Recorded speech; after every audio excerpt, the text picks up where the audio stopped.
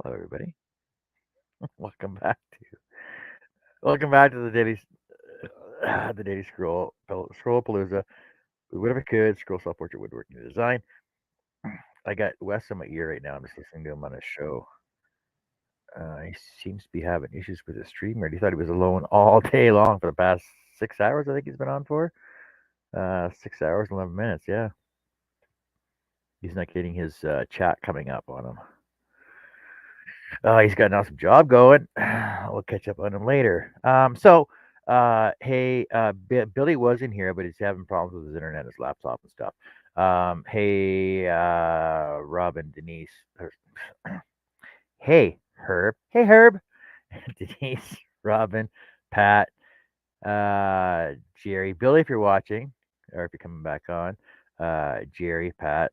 Hey, guys. How's it going? Oh, Greg, how's it going, guys? Oh, Greg, the beginning of the last show, I don't know if you caught the beginning of it. I showed everybody that I got your envelope.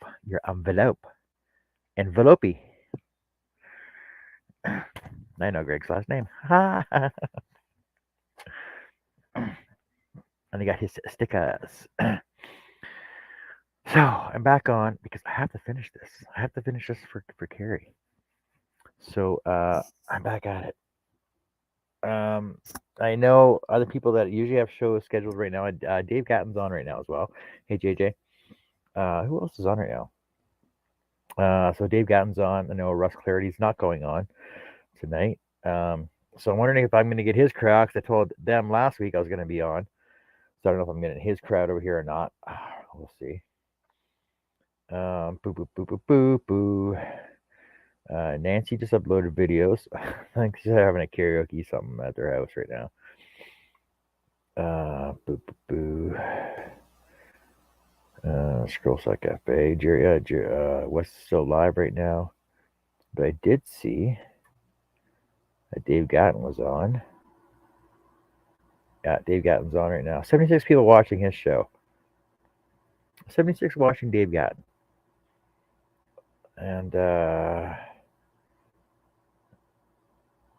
who's over there? Paul Cordes was over there, and somebody else. I don't see anybody else on right now, though. So, hey, Connie. So if that was my address.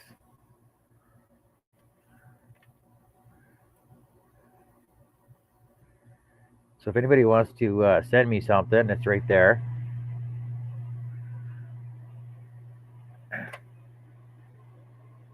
I've never had a problem with my address being out there because my address, my phone number, my email, everything's readily available over on Facebook and on used to be on my website and everything else. She just uploaded a video 18 minutes ago, I think it was. I think she's having family karaoke or something. I was watching a little bit of it, laughing my ass off over there.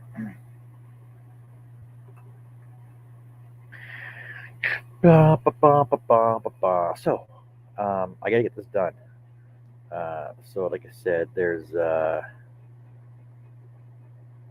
raft of these.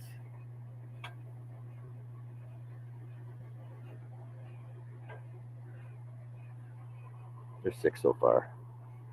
Like I said, so these 3 will go on top there like that. I'll show you. 3 on top like that, and 3 more on the bottom like that. Make a big snowflake, snowflake-y, snowflake-ish, snowflake-like style, I guess. Yeah, it's on YouTube. Don't you have her subscribe to your all button there, Robin? All right, I'm getting back on this. Anybody wants on the panel? Let me know. I'll send you guys a link. And otherwise, we're going back to this, and we'll see how I fare on doing this all up.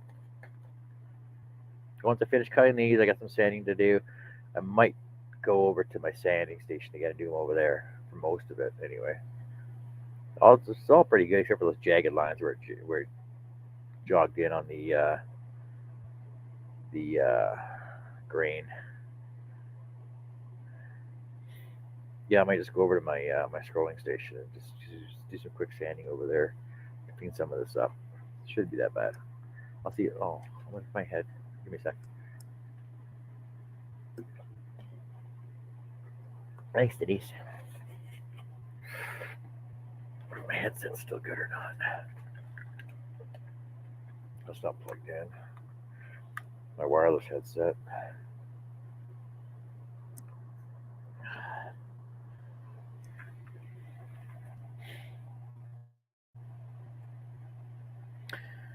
Let me see if this is still on here.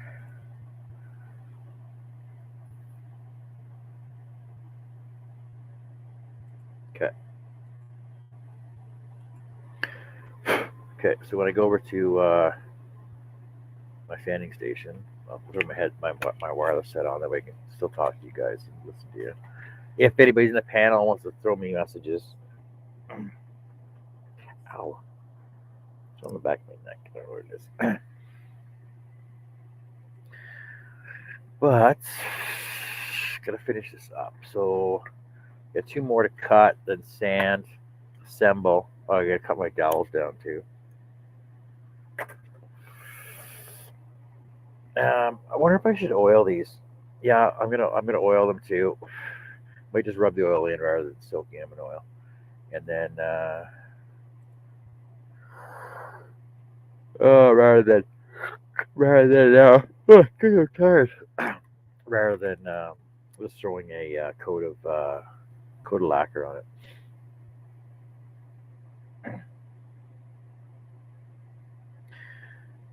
I can throw some music back on here. Sing along, people. Sing along.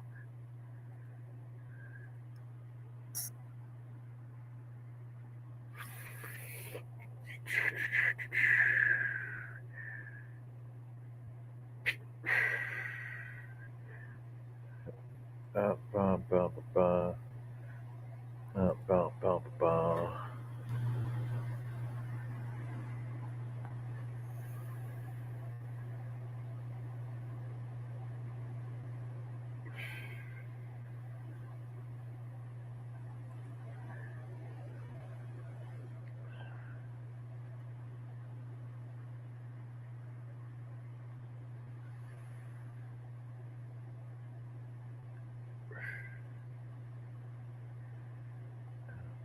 Which one did I have on earlier? This one here. Christmas music.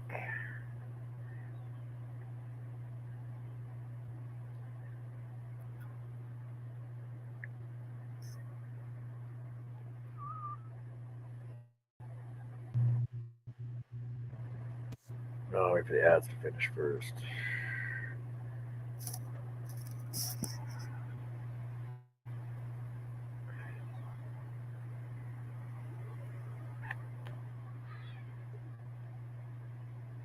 What? Somebody's joining us. Who's joining us?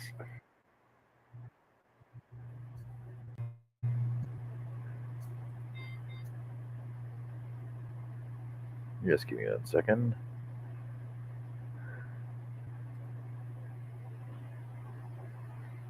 Oh, you're gonna try this again. Yeah, let's try this one more time. Alrighty. Ho, ho, ho. Merry Christmas, everybody.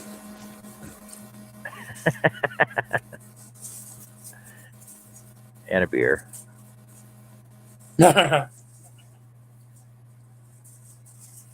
4 pounds of back bacon, 5 golden tukes, and a beer. Hey Marty. Hey Marty. Hey Steve C. Hey, Pat, Steve C, Denise, Jerry, Oh, JJ jumped in too. Hey Marty. JJ. I don't see JJ. But hi, JJ. Yeah, JJE saying hi, Marty. Hey, Robin. I said in a tree, Robin.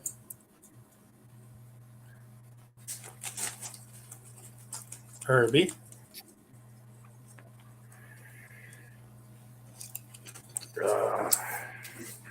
Yeah, Stace posted pictures that she said the kids were making reindeer food. I'm like, how do imaginary deer need real food?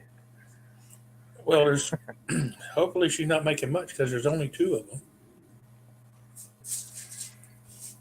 Rudolph and Olive. What was the first one? Rudolph. Oh, Rudolph and Olive. Okay. Yeah. I know Olive.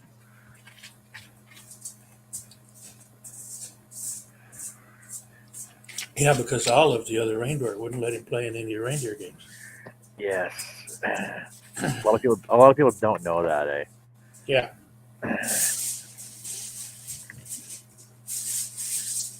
So what did everybody have for Christmas or Christmas Eve dinner?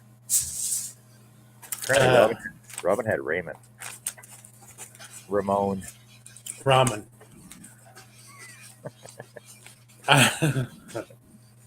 I'm having a ham and cheese. I mean, a turkey and cheese sandwich.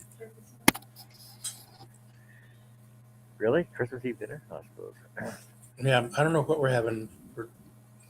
I'm not real sure what we're having tomorrow for Christmas We're dinner. gonna have fricassee for sure. Usually that's one of the given. I know people that went all out for Christmas dinner tonight. Unbelievable. I know it's gonna be good. Oh, tomorrow will be turkey fricassee, probably some kind of stuffing or dressing. Norman's making a green bean casserole, not the traditional one you're thinking of. Not the one with mushroom soup. This one is. Quick, Robin. Nancy's live Got again. stewed corn, This one's made with shoe-fed corn and sour cream, water chestnuts and sour cream. It's actually really good. and green beans, obviously. Steve Yeah. C said he's having shrimp scampi. That's tonight, I'm assuming. Yeah, Jerry was bragging, showing his prime rib he had earlier. Yeah, I saw that. I'm going to his house. Then Jerry Norman said she's on her way. Why would you make a big dinner Christmas Day? That just sort of takes the fun out of Christmas, doesn't it?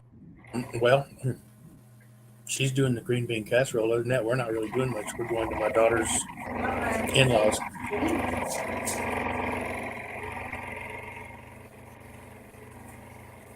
Lasagna tomorrow. Lasagna for Christmas Some Eve. people have that. And some All right. people don't like turkey. Robert don't like turkey. I have no idea what they're having. You know, I can see. I can actually see doing a seafood Christmas. That would be interesting. Actually, Steve, Christmas lasagna with a reindeer meat sounds pretty awesome.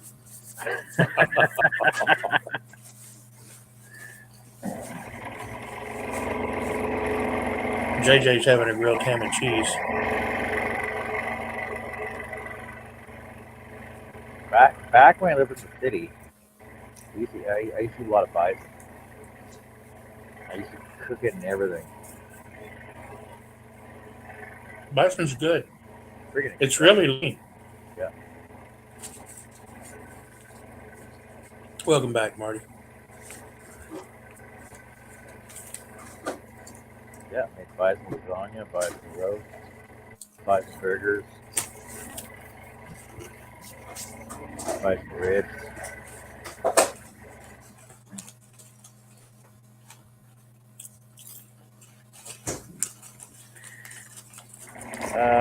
Marty, they're usually at the battery store.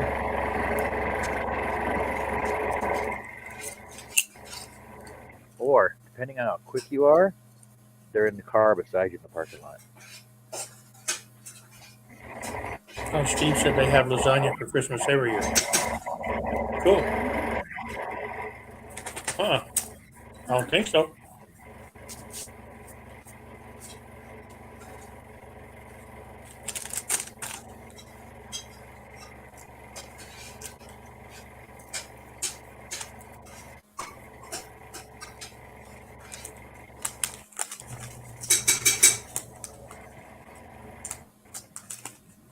So, what do you think about my idea for a cool scroll, like a scroll off, Billy?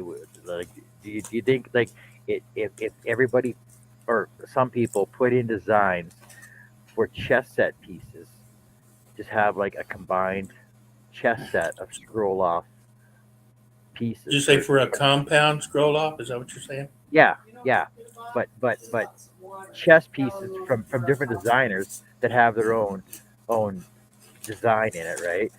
So to make a set of chess pieces from the different designers, That could be interesting. I think it would be. I think it'd be cool. Hear me?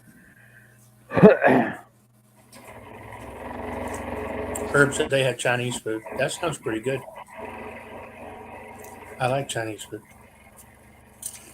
Yeah, I was telling Carrie the other day. I said I haven't had Chinese food in forever. I can't.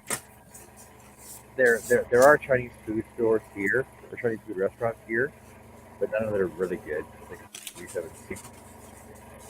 I like Japanese food real well too. Well, we eat a lot of we eat sushi a lot. And I like a lot of Korean food. There used to be a nice. It was called Hong Fa. It was it Vietnamese? It was pho. It was Vietnamese, yeah. Yeah, I think it was Vietnamese. Yeah, it was a Vietnamese food store. That was pretty cool too. I'm not. It's not pho's not bad, but I'm not real big on it. I'd rather have Korean bulgogi.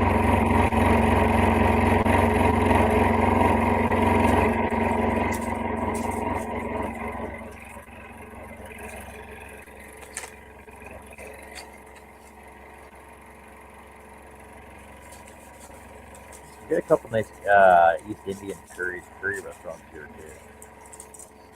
There's a really good Indian restaurant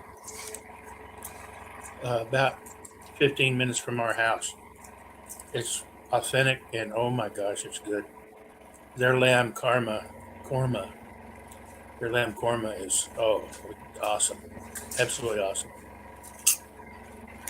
I want to go to that Brazilian steakhouse you went to with serve the food on swords Oh, or those big skewers. yeah, that's a food coma happening.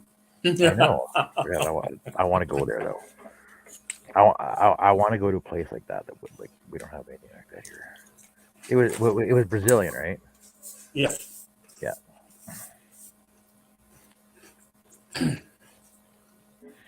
Yeah, there's about 5 or 6 different kinds of beef.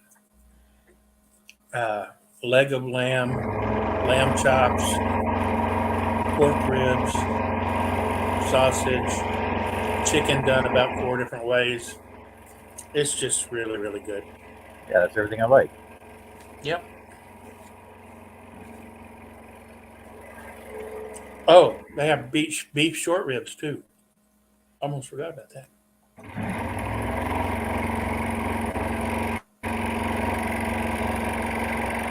At least you guys got a huge variety of places you can try. Well, yeah, but In your that's the area. advantage of living in a city of about 1.5 million people.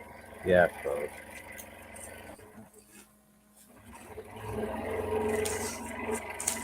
The one place I really miss is in Edmonton. There used to be a place. It was called Spago. It was a Portuguese restaurant. LOL, Steve.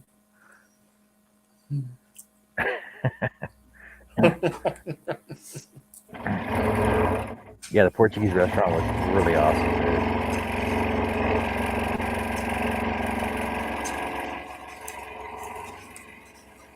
I've had Portuguese food. It's not bad.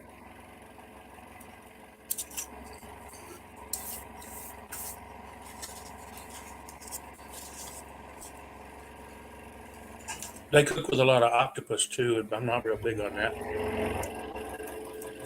The restaurants If that are it's- really the restaurants that are really If hard to it's done find. right and done well, it's not bad. But Yeah. The restaurants that are really hard to find though are the little mom and pop restaurants. oh yeah, I think those need to make a big comeback. and those are always the best. Yeah. I remember back in the late 70s, early 80s, I went down to San Antonio from West Texas and saw my cousin, spent a week with him, and he took me to a little mom and pop Italian place. Absolutely the best Italian food I've ever had in my life. And I don't think it's there anymore because I haven't found it.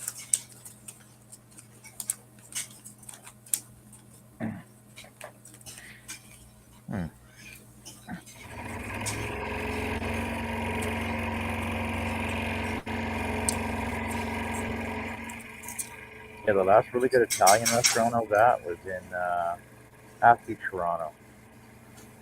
That was probably good 6 years ago. Well, Denise, that just means you're going to have to start cooking your own Chinese food. She said the 2 Chinese restaurants closed down here.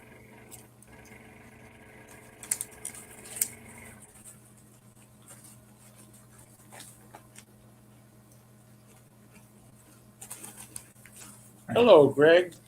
Hello. Hey, Greg, how's it going? Not bad. You guys are all talking food, so I figured I'd have to step in and. Well, With yeah, Rick, you know how it is. 2 fat guys talking about food. We got to be there. Yep. what's good restaurants in Winnipeg you like to go to? Oh, they got everything you want. There's a Chinatown. It's not as good as it used to be because a couple of them closed down, like the originals, And there's East Indian, of course. There's everything. Thai, Vietnamese, Filipino. I like Thai food. Yeah. I guess the only thing we don't have is a Mexican restaurant that I know of. No Mexican restaurant? Nope. Oh, there has to It be. must be too cold up there for 'em. I guess so. There used to be a chain called Chi-Chi's up here. Oh, I was just gonna mention Chi-Chi's. I know. But they're gone. What about a Brazilian place? You got them? Nope. Not that I know of.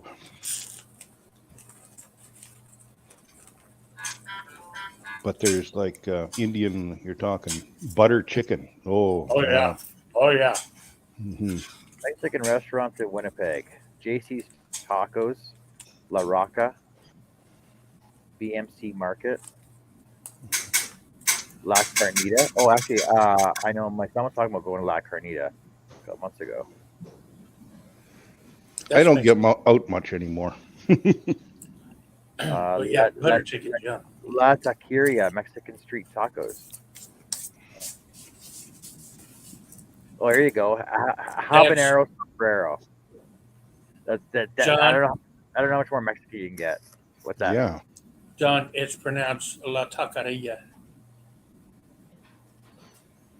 Well, what about habanero sombrero?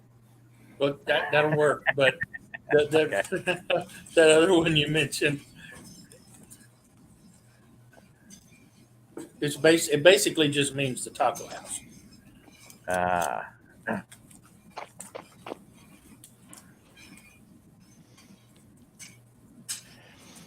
There's lots of Mexicans across the border. And I mean just across the border. 5 feet. And went down there to pick up parcels from a parcel company. See, up here you can ship to a company that'll hold your parcel just across the border. So you can go across in person, pick it up and import it, or whatever you want to declare it, bring it in yourself. And it's a lot cheaper than handing UPS the reins, because they want usually about twice what the value of the package is for brokerage fees. Wow. So anyway, we went across the border picking up some stuff, and then the guy says it was working package store there, which is not a booze store like many package stores in the U.S. are, or they used to call them that.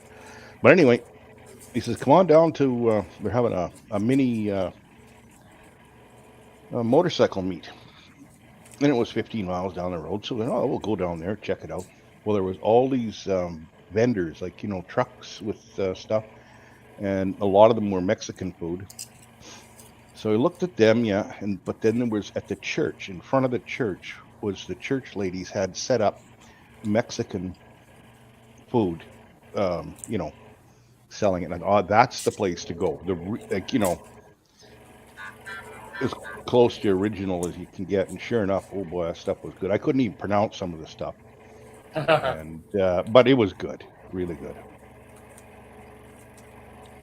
This time of year, tamales are real big down here. We had some of them, and we had a thing, and she said it meant steamed meat or steamed beef. And I don't know what the thing. I've not seen the. I can't remember what it was called because this is a few years ago. But yeah, that was really good.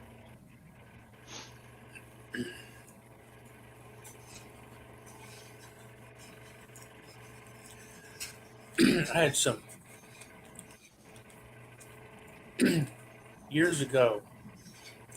I can't remember. The Mexican lady made these tamales, and they had a little bit of it was beef. They were beef tamales, but they had or pork. They were pork tamales. And they had a little bit of raisin in them, not much, just a little.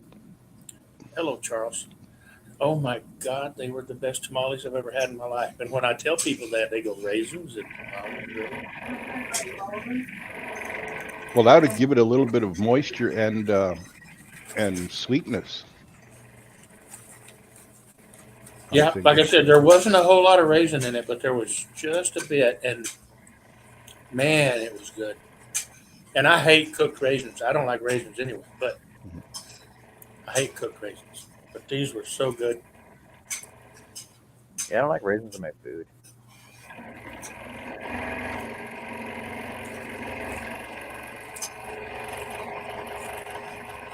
My dad used to put raisins and apples in it. Raisins, apples, and celery in almost everything he made. Hated it. You're right, Denise. Tamales are really good homemade, but it is a lot of work when Evening, we Mark. make them. Hey, Mark, when we make them, we set up an assembly line basically. That's what the Mexicans do.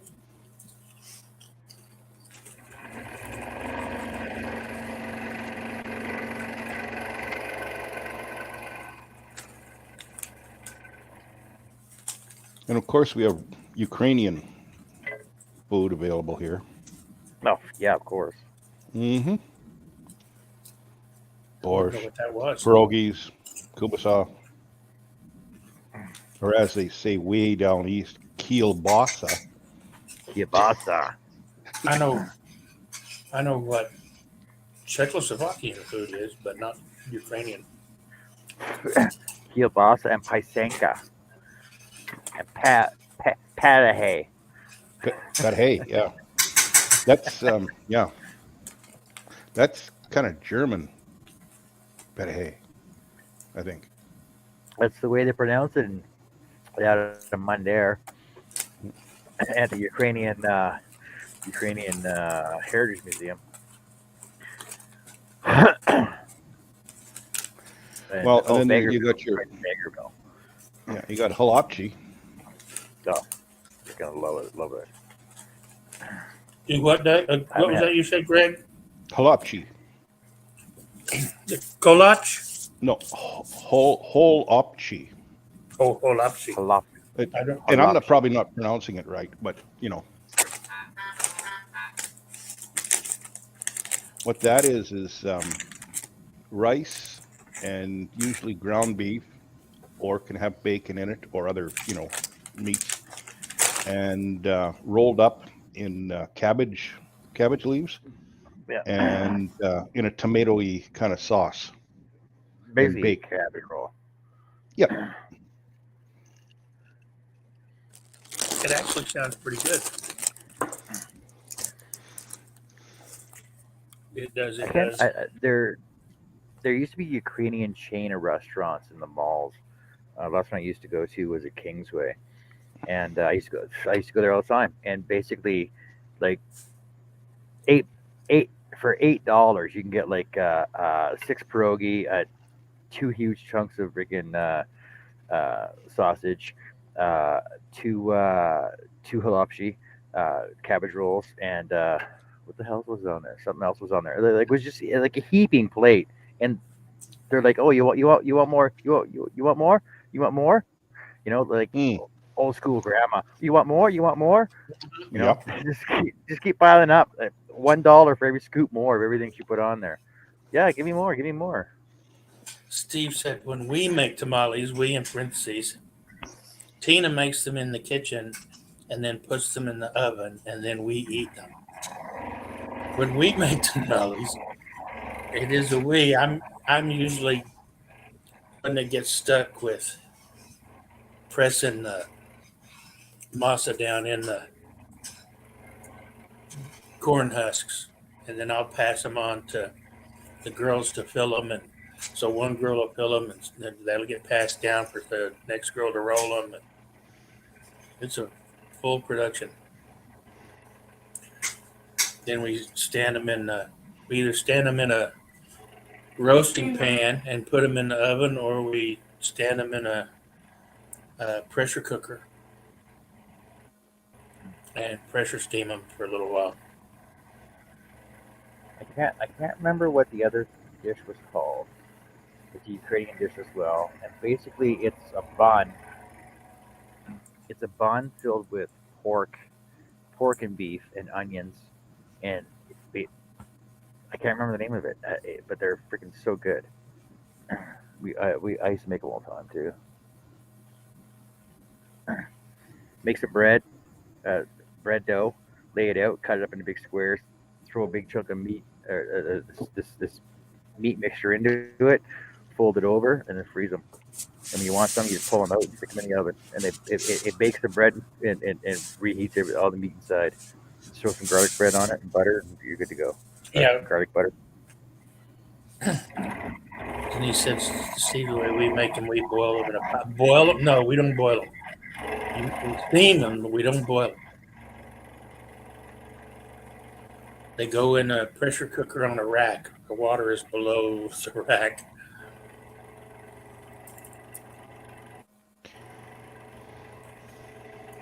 Way back when I used to mechanic and pit for a guy, and he ran mini sprints, and his mother owned a Ukrainian restaurant, absolutely famous in Winnipeg, called Alicia's.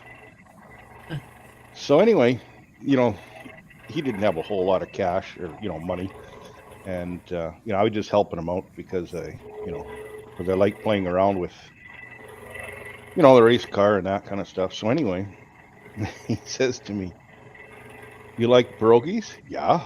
You like kebabs? Yeah." Well, he opens his deep freeze, and here's all these frozen pierogies and lapchis that his mother's restaurant, like they were homemade at the restaurant, and he would get them from her. So I got paid in pierogies and halapchis from Alicia's restaurant. It was Cool. fantastic. Steve said they're called meat pies, I think, John. Yeah, I know. They're not called meat pies. There's an actual name for them. Hey, Shay. Hey, Shay, how's it going? Hello, Shay. Come on, hush. Oh, crap.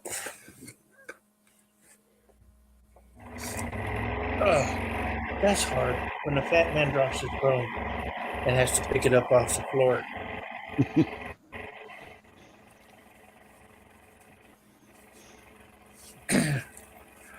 Steve C said we do Golovki and pierogi pretty regularly around here. I don't know. I probably didn't say that right. Jerry said, Billy, I scored 2 bags. Yeah, I don't want to talk about sweet onion chips, Jerry, because I'm out. I need to go get some more. I saw Charles out in the chat there. Is he still out there? I don't know. I hadn't seen him say. Yabba dabba doo. I haven't seen him say anything in a while. What, Shay? That's just lazy. Come on. Mhm. We all I said would hi. type everyone's name. We all said hi to you.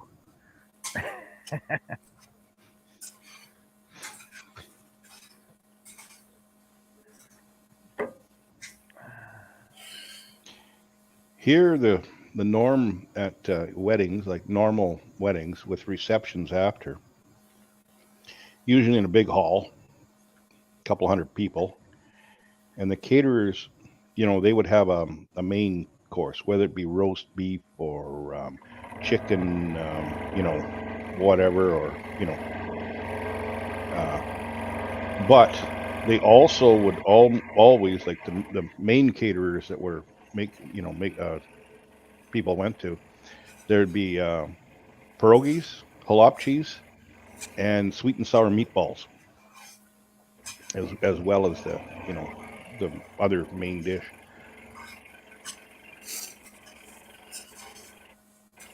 And it was just standard fare.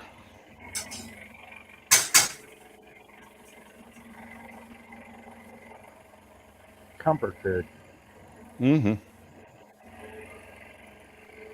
One time, I don't know if you guys how you eat your pierogies, but usually it's with sour cream, as with many Ukrainian dishes. But anyway, so we had a catered dinner for one of our clubs. I can't remember what club it was, but anyway, this caterer come there and set up, and it was prime rib for the main thing, pierogies, halapchi, and sweet and sour meatballs plus vegetables. So um, for the roast beef, they had horseradish sauce, and it was powerful. Really, really make you snort when you get a mouthful of that. Anyway, one guy, he didn't know the difference between horseradish and sour cream. Put a big dollop of horseradish on his pierogi. Made his eyes, made him cry.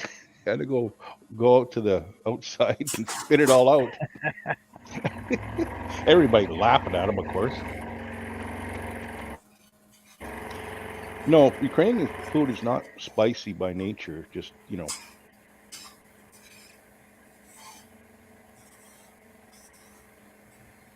I like a really good horseradish, though. Oh, me too. Oh yeah, me too.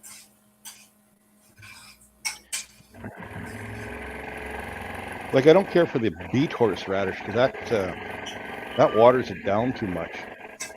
I don't mind the taste of the beet horseradish, but it seems to be too tame.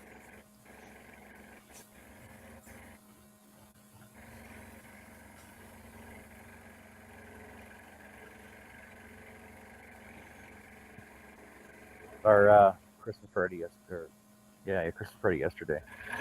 We went for lunch at the place called the Den,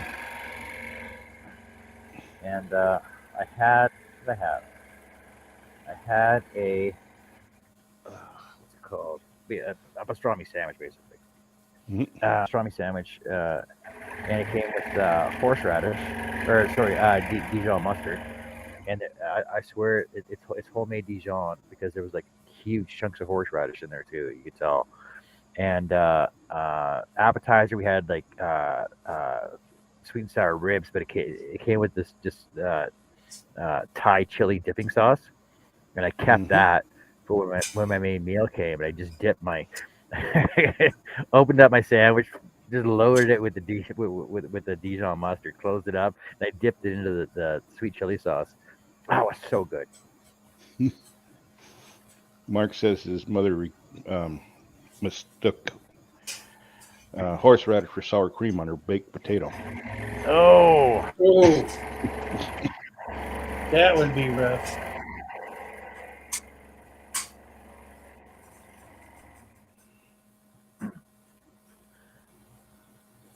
That would be rough.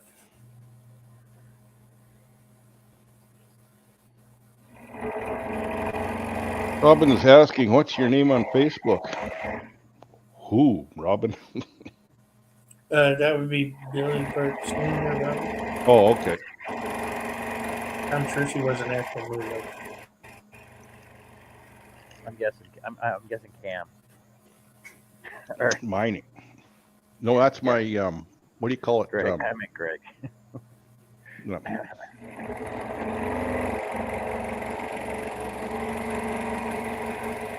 Yeah, Cam is my Facebook.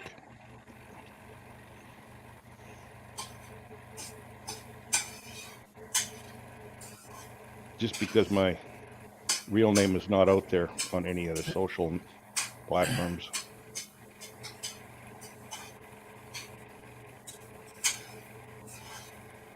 For unknown reasons. Even to myself.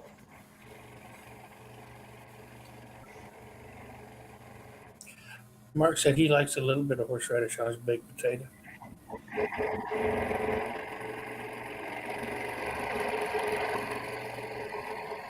I like it, like, and roast beef sandwiches. Oh boy, horseradish. Yeah, I like it on roast Oh. beef. I do.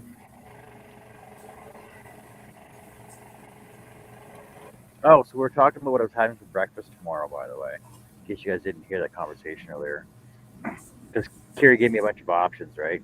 So it was eggs Benedict, waffles, pancakes, French toast, or cereal. And so it turns out that she's making me eggs Benedict with lazy French toast as well. So that'd be like a second course with hash brown potatoes, home fries, and bacon pancakes. So I'm gonna have like a huge breakfast tomorrow.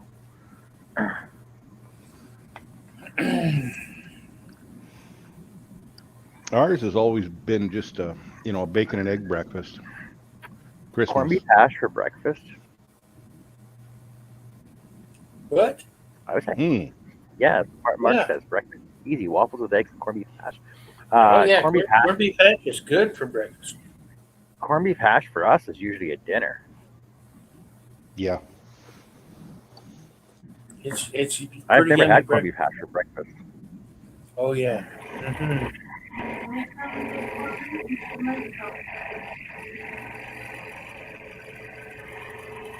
Now out hunting, we used to have steak and eggs for breakfast.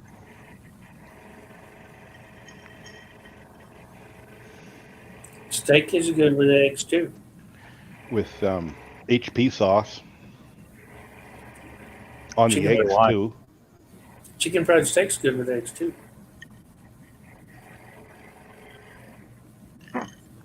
Oh yeah, bacon and pancakes. That's what you roll up in the pancake. No, Denise, bacon pancakes. So basically, you cook your bacon, and then you have your pancake mix. So you cook your bacon on the griddle, and then you pour your pancake mix over top of it, so that the bacon actually goes into the pancake.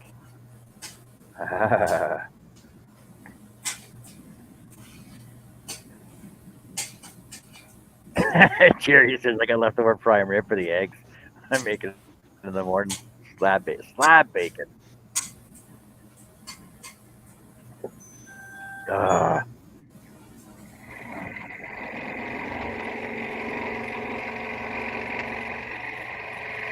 Went out hunting one time, and I was buying some food there, and I go to the butcher's, and I got like 6 sliced bacon because he makes his own. He cures his own bacon and that. And so I take it out there, and one of the guys, "What's this?"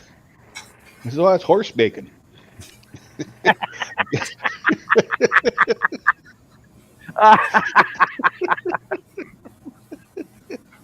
And he's Oh, kind of a God. gullible guy. Horse bacon. That's hilarious.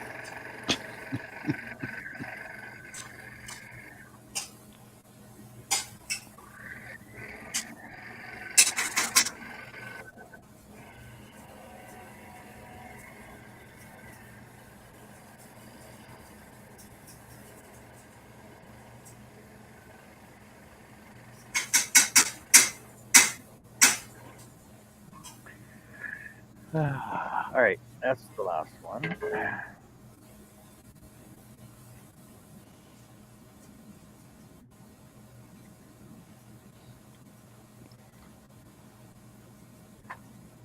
What a mess! What a mess of wood! Unbelievable.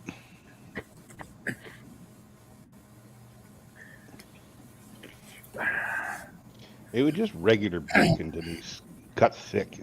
The guy was gullible, so I thought I'd tell him it works. Mark says you put 2 over easy eggs on top of the hash, then pierce the yolks so they coat that part of the hash, then you eat around the edges, working your way to the middle.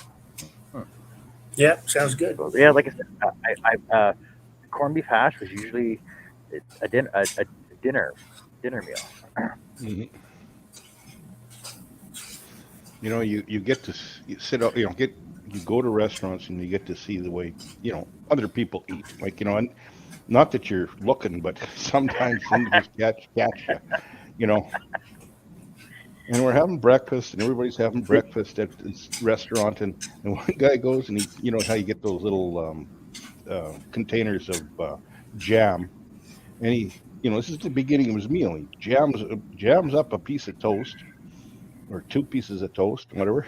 And he picks up his eggs, slides the jammed toast underneath the eggs, and then starts eating. I go, I don't know if I would like that. Sweet eggs. So, Denise, you do know that bacon comes from the stomach, right? Unless it's And back bacon. well, unless it's back by the Canadian bacon, but bacon is usually belly stock, right? So the thing is, by saying turkey bacon, I'm expecting slices of bacon about that big, because the turkey stomach really isn't that big. hmm Just saying, Doug. Doug. Hey, Doug. And turkey bacon is not bacon. It's not bacon at all. Like I've had bison No, bacon, which doesn't come from the stomach at all either. no, neither does beef bacon. Beef bacon. She sounds pretty good. But so you're saying Canadian bacon really is a thing then? Well, it's back bacon. Yeah, It's back loin. hmm yeah. And they used to call it pea meal bacon because usually it was coated in Yeah, when it a comes to pea meal cornmeal at the edge coating. of it. What's pea meal? Well, you heard cornmeal? It's like corn. Oh, It's meal made. made from peas? Yep. That don't even sound good. Oh, it's great. Yellow peas. I like Yeah, peas, but that awesome. just doesn't even sound good. You, you got to try it. It's like Billy, look at the food you eat. Pea meal bacon would be like you'll try it. You'll be like, oh my god, I can make it into a burger. You can have a bacon burger, like an inch thick. You'd be like, oh, I'm having this from now on. Yeah, like pea meal bacon or uh, uh, it doesn't come sliced. You usually buy it in a whatever, and you slice it to whatever you want. Mock chicken. Oh, Mock chicken is just gee. pork, right? It's like bologna.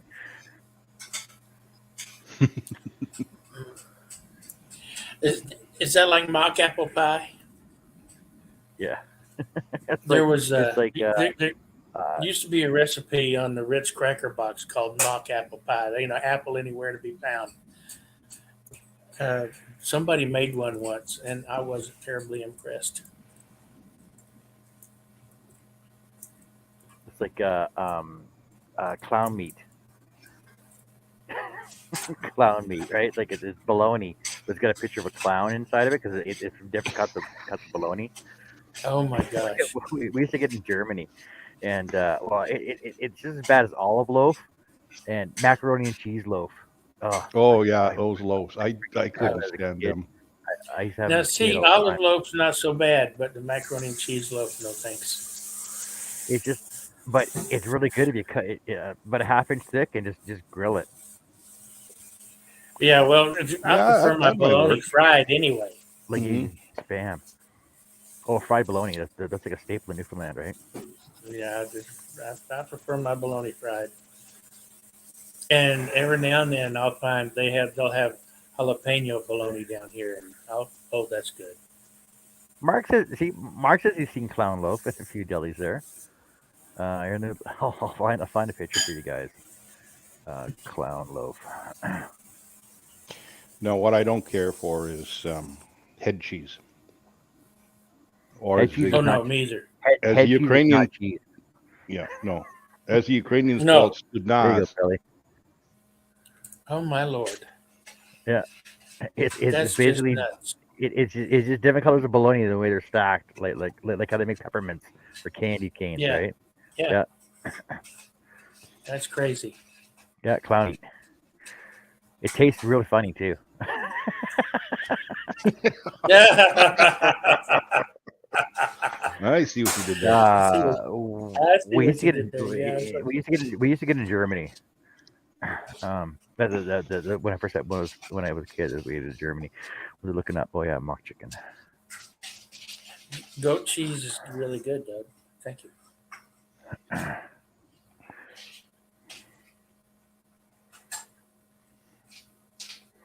So mock Cheddar. chicken contains turkey and or pork. That's why it's called mock chicken because not chicken. Mock means fake. Yeah, Hmm.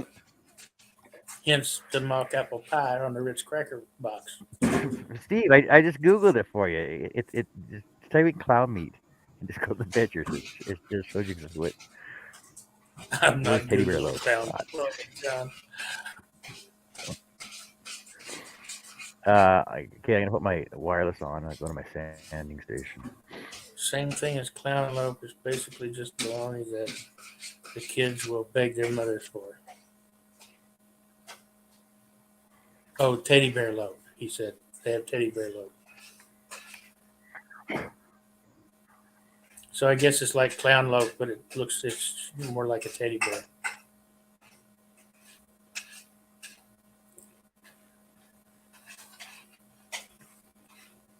I guess that's one way to get kids to eat the bologna.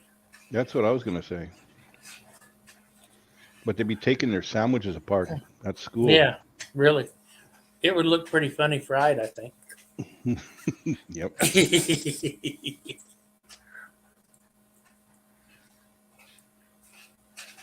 We're out snowmobiling one time at the hunting shack, and people would leave stuff at the shack there just in case they got stuck there because of wind and you couldn't get out because it was a 2.5 mile paddle to get in and out.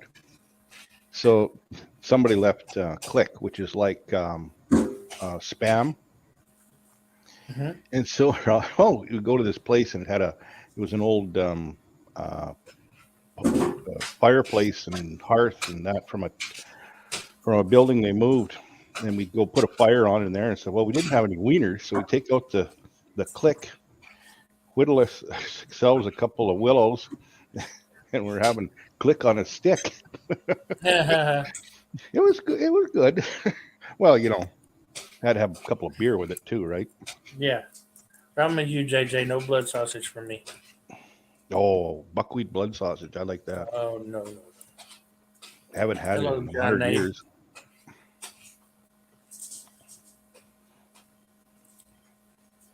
We used to get chunk bologna as opposed to sliced. Put it in the smoker until it was heated. Then cut them into cubes and put it in barbecue sauce. Wow, it's kind of like burnt ends. It sounds actually not too bad. Believe it or not, Emerald Lagasse, one of the recipes that he initially became famous for was his baked bologna. He would take an entire loaf of non-sliced bologna and Yep. and bake it a certain way. I'm not sure what it was, and it's supposed to be absolutely out of this world amazing.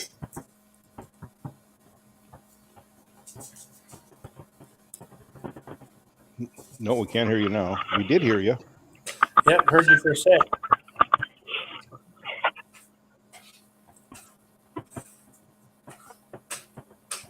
Can you hear me now? Can you hear me now? I don't know. His mouth's not moving. No.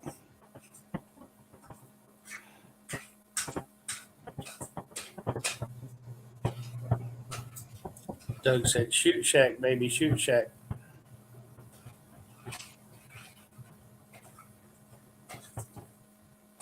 Isn't it a little cold to be out in your shoot shack? Our shoot shack was built in, well, they knew it was there before 1921. And it was supposedly owned by the J.I. or put up there by the J.I. Case Company. And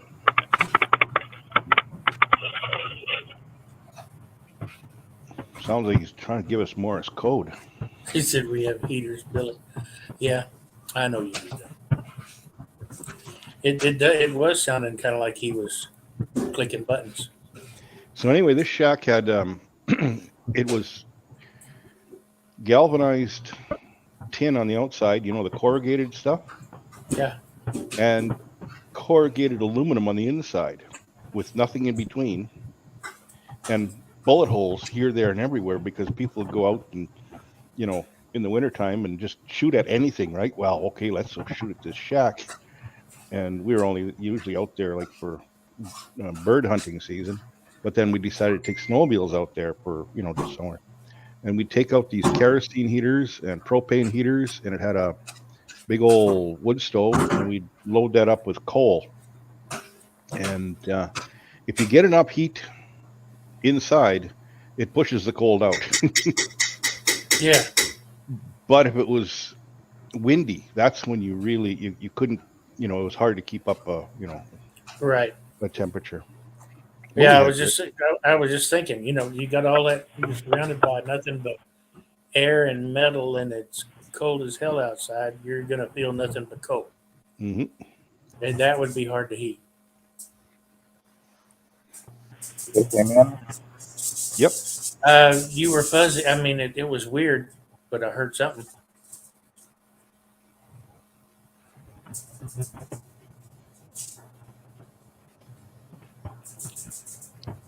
Say Marco. something, John.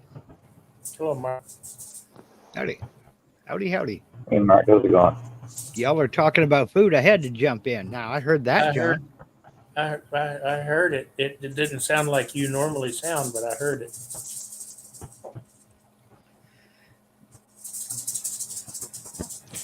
It was either John or an imposter.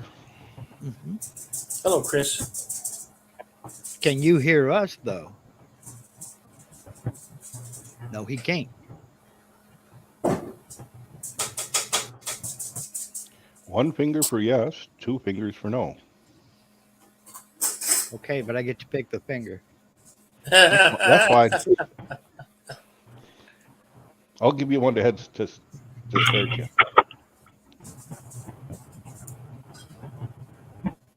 Yeah, I know what you mean, Jerry. I only drink when I'm alone or with somebody.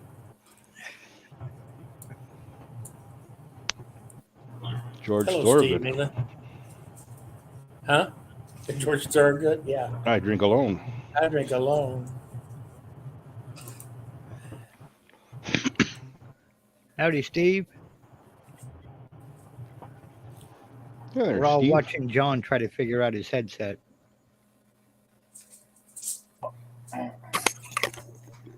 So I can hear you, but I can't speak to you. Well, we can hear you. Can you hear us? Well, yeah, but I'm speaking through this mic now. Oh, Oh, okay. Can you hear me now? Well, we can. I could hear you playing around with the headset. Yeah, I could hear you. You said, "Could I hear you now?" But you were very, very quiet. yeah, it's because his Where's the regular- mic on that headset? The actor was on this headset. Oh, okay. It's on the side. It's on the side.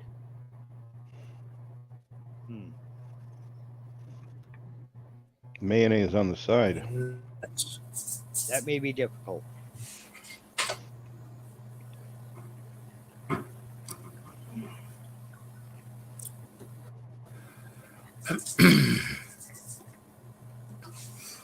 Yeah, it's even worse when you're not talking because we don't we don't have anything to go by.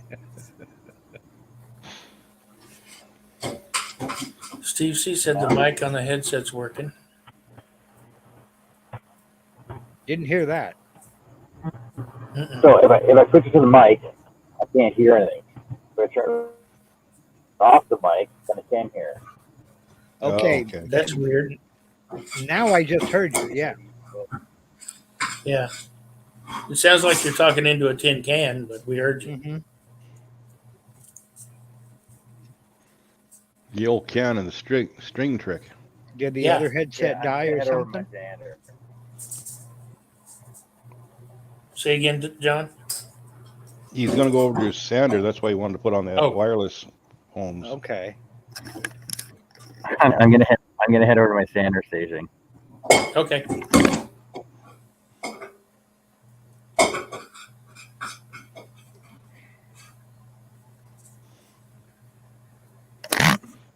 Okay, there's that one. All right.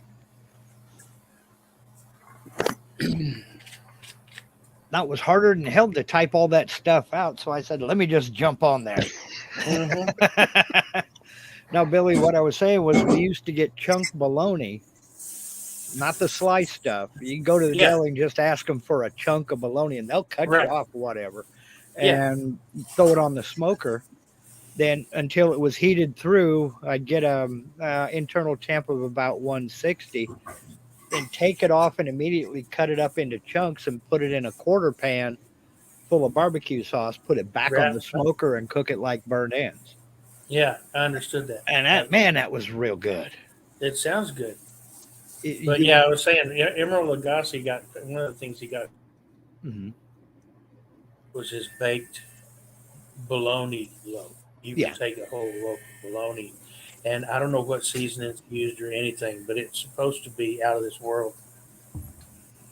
Yeah, I don't know. I've not tried it. I've not tried it at all. I've been threatening to try it. That recipe for that is online somewhere.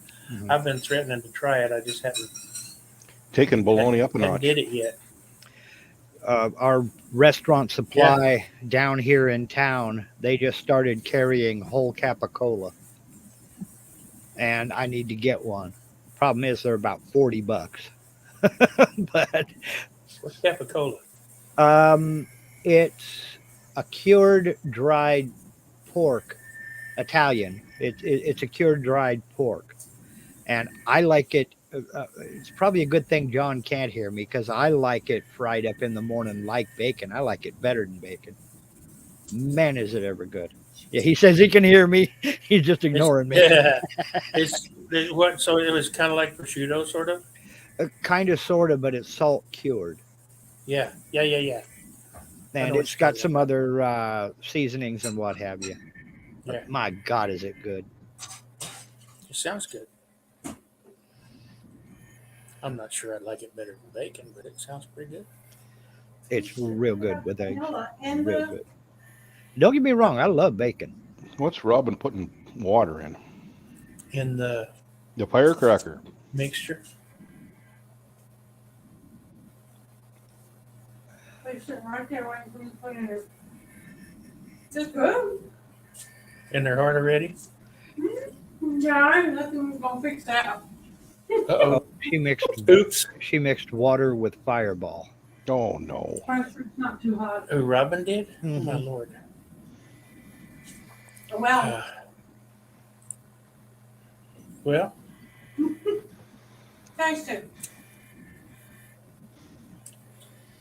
See, now, if you were going to do that, Robin, and then put it in a soda stream bottle and run it through the soda stream, that might be good. It's got a good flavor, though. No butter or vanilla, though. Nope. They won't care. They won't know either. Pour yourself another one, Robin.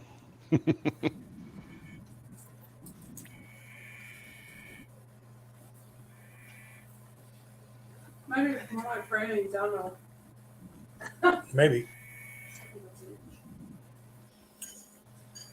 Oh, well. She put a loot. Oh, Luke. I have no idea what. Oh, a lot. So this Luke isn't the your, water. so this isn't your first drink of the evening, I take A it. loot. Yeah, but one of them was a O and the other was a 0. I'm like, wait a minute. Yeah, I guess you can hit those two at the same time. I'll be okay, she says. That's subjective. So I bought the vanilla press. It's the first one. Sorry, Robin, I'm just not buying it. What was that? Oh, Luke. Take my hand. Now she's typing with a Canadian accent.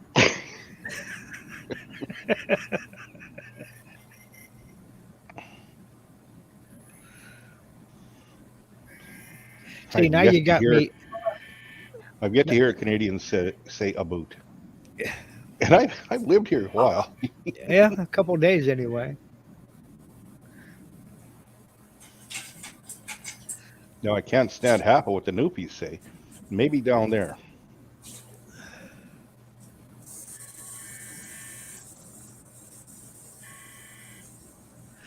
It's been so long since I was in Newfoundland or New Brunswick. I really don't remember.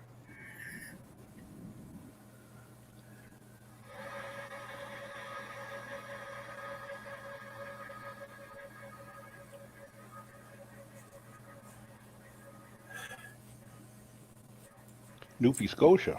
Oh, yeah. I do not say a boot. No, she says a boat. A boat? A boat.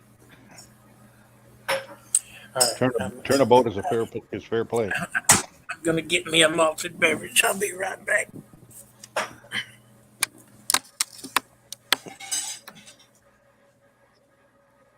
A boat. As in the thing that you take out onto the lake and fish from. Mm-hmm. Or put gravy in. Or put gravy in, yeah. I had knew a guy in the Army who was from Wisconsin, and he said a boat. Wisconsin. Mm-hmm. Wisconsin. Yeah. I can't fix it now. Jan from Wisconsin. I don't think it tastes bad. No, they don't taste bad. It could taste bad. Okay. For those of you that like an occasional malted beverage, Yingling has a new seasonal product out. And it's called Hershey's Porter. Oh, I like porters. If you like chocolate, you will. I hate porters as a rule. I don't like them, but if you like chocolate, this is good stuff.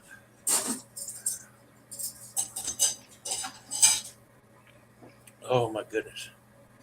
And my son-in-law says if you let it warm up a little bit, or even just drink it at room temperature, is even better. It usually doesn't last long enough for it to get there for me.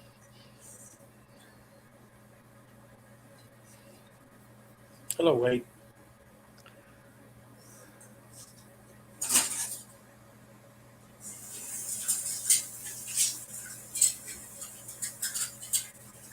Now, is that Jerry fixing up his MPGA 1,000-watt computer power supply? Yeah. I thought he was going to say 1,000 gigawatts, but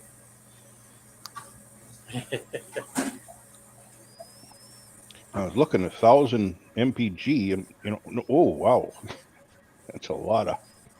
it's a lot of miles per gallon. Yep.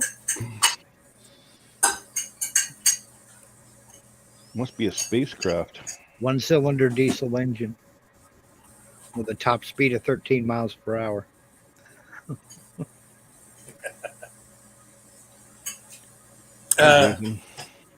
It has alcohol in it? Yes, Denise. It's beer. It's a porter, but it's got Hershey's chocolate in it. Different than a Dave porter. It's lovely. Oh my God, Robin's asking for the beaver again. Much different than a hotel porter as well, Greg. Yeah.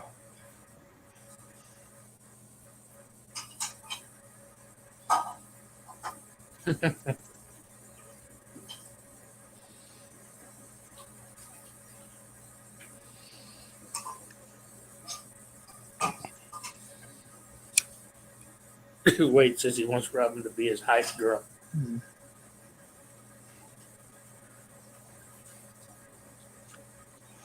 Is it like a porter shop or a porter cable for that matter? Yeah. I had a Porter cable once upon a time. I had a Porter cable battery powered drive, 14 point something volts. It was a great drill uh, until it only came with one battery, and it was great until the battery finally couldn't take a charge anymore. Same here, but my charger crapped out, and that was just after the Makitas. You know, the 7.2, the 9.6. Well, Right. I picked this Porter cable up, and it was a 14 whatever 4 volt, Yeah, and it was good. 14.7, I think. Yeah, maybe, and it had very good torque. Not it didn't have a wicked speed, and it was only one speed, but man, could that thing drive screws, Yep, deck screws. mine was like that too. It was awesome. Hmm. I got the Porter cable 20 volt, and I got the drill and the drill driver, impact driver, Yeah. and I like them a lot. I got 2 Porter cable routers outside. Those suckers are workhorses. Yep. But and yours is the newer Porter cable. Mine was before Black and Decker bought them. I've got 2. I've got one that was, oh my gosh, it's the 890 series, and I got it in 97, I want to say. Yeah. And then I got a 690 also, and I don't remember how old it is. But if you blow out a Porter cable, blow the motor out when you're done using it, and take the bit out of the collet and replace the brushes when they wear down, maybe replace a bearing, they will outlive all of us. Oh yeah, Porter Cable used to make some really good tools. Hmm. For at one point, Porter Cable and DeWalt and Porter Cable and DeWalt were the same company, but there was another one with them too. They still are, and that's Well, yeah, it's but Stanley. then It's Stanley that owns them all. yeah, but then Black and Decker bought them, and then Stanley bought them. Mm-hmm. Yeah. But Stanley's always made a pretty good tool anyway. And Stanley owns Mac. Oh yeah, that's right. But today's Stanley hand planes aren't anything like the old ones were. Oh no. No. I love my old Stanley hand planes. It's okay. I don't use hand planes much anyway. I've got a couple out there, and I think I I've don't use taken. them much. I use them when I need to. Yeah, I think I've taken one out over the course of this year. Used one time. But I just don't use them much. I use my little Miller Falls block plane all the time. I need to get me a good little block plane, little hand plane. Yeah, I don't do a lot of woodworking, but I don't have a router, so. And, I've got 4. The one I'm the most impressed with is a little rigid palm router, a little 1-horse rigid palm router. That thing is handier than heck. Yep, I have one of those. but I do have I a use it Stanley more. 45. Yeah, I use my rigid palm router more than I use my big Milwaukee plunge router. It all depends on what I'm doing. I've got one I bought a little portable benchtop router table from a guy who was moving. Gave him $10 for it. It's got a little Craftsman 2.5 horse router in it, and I've never taken that thing out of that router table. When I need a router table, that's what I use. But that little trim router, I use it with either a 90-degree chamfer bit or excuse me, 45-degree chamfer bit or a roundover bit. And I mean, that little son of a gun, I use a lot of maple, and I have yet to bog that thing down. It just keeps cutting. I was really impressed with that little thing. Yep. Rob is asking Denise if she's going to get stuffed. Freehand router carved signs. Well, Robin, if it's stuffing, stuffing always goes inside the bird. Dressing goes on the outside of the bird. You're like one of 8 people in Western civilization that knows that, John.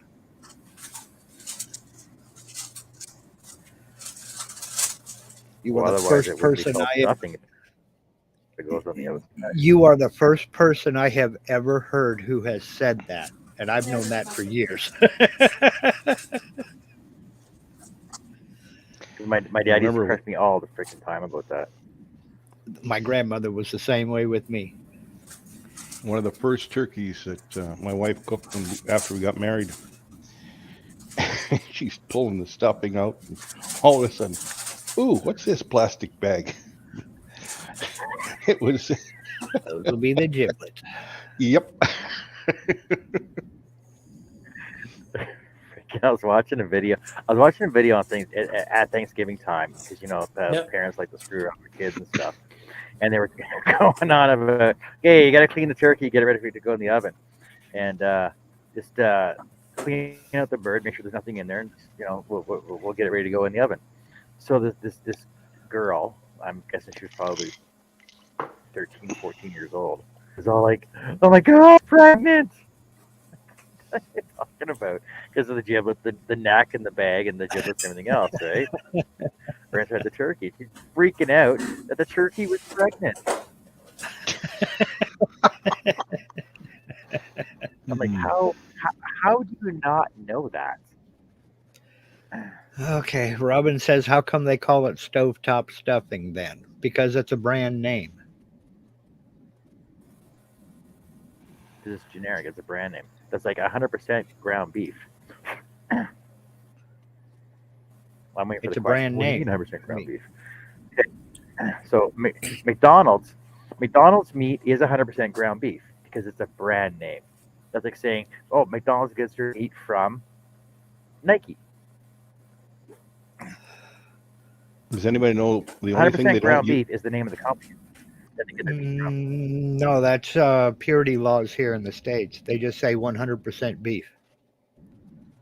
Oh, lost Billy.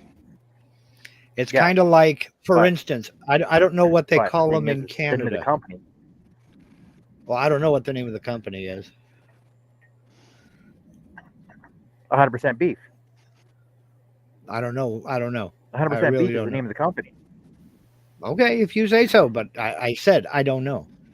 But it's kind of like we do have the food purity laws here. It's like, I don't know about Canada, but Pringles, down here by law, they can't call them potato chips because they're not 100% potato. Not. There is wheat flour in them as well. So by law, they cannot be called potato chips.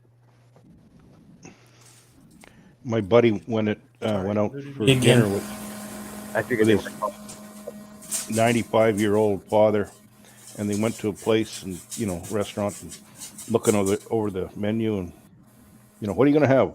Well, I think I'll have the ribs. And his father says, yeah, I'm going to have the vegan shepherd's pie.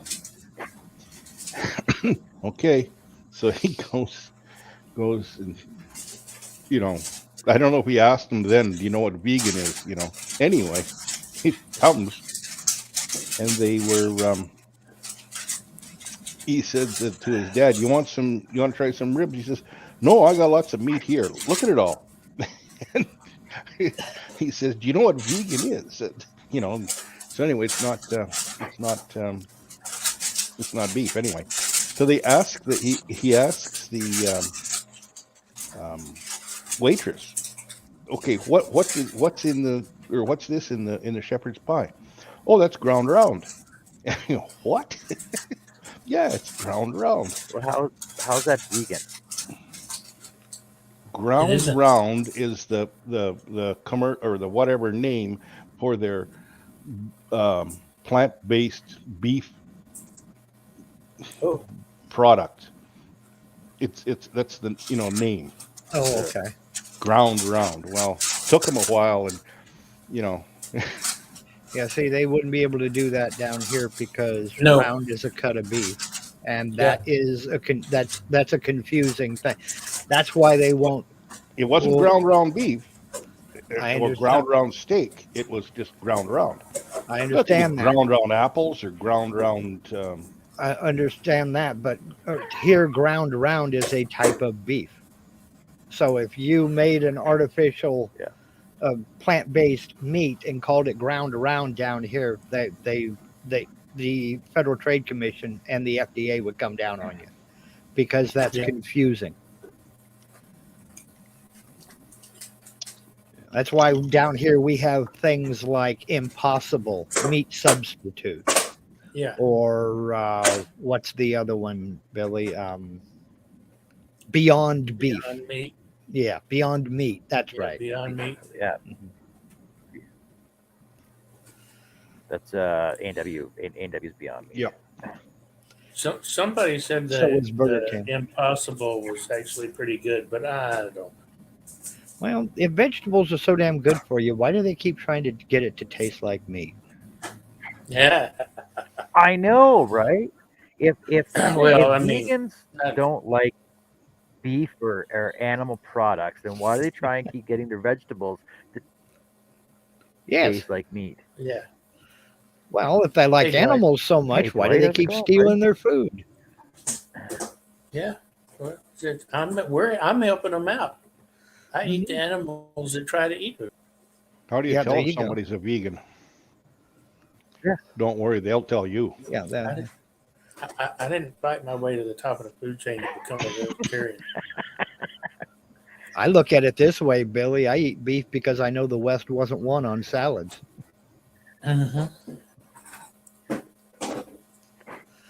But I am into vegetarian cooking because everything Yeah. I put on that smoker was a vegetarian. It's like Yeah.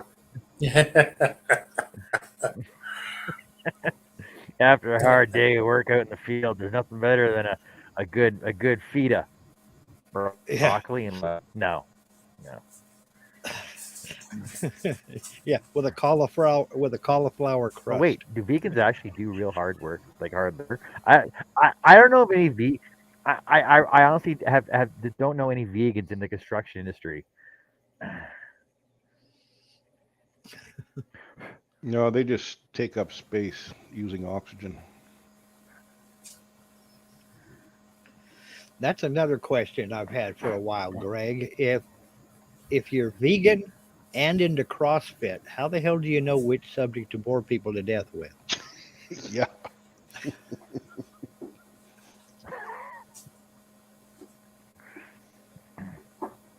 But honestly, though, doesn't matter how healthy you are or how much you go work out. Oh my You God, die and end up in the Steve. ground like everybody else. So you might as well. You might as well live your life to the fullest, right? Yeah, Yeah. it's a journey, Steve- not a destination. Steve said when the end of times come, vegans are the next best thing to free range. Yes, because you're not supposed to eat too from the sun, right? God. So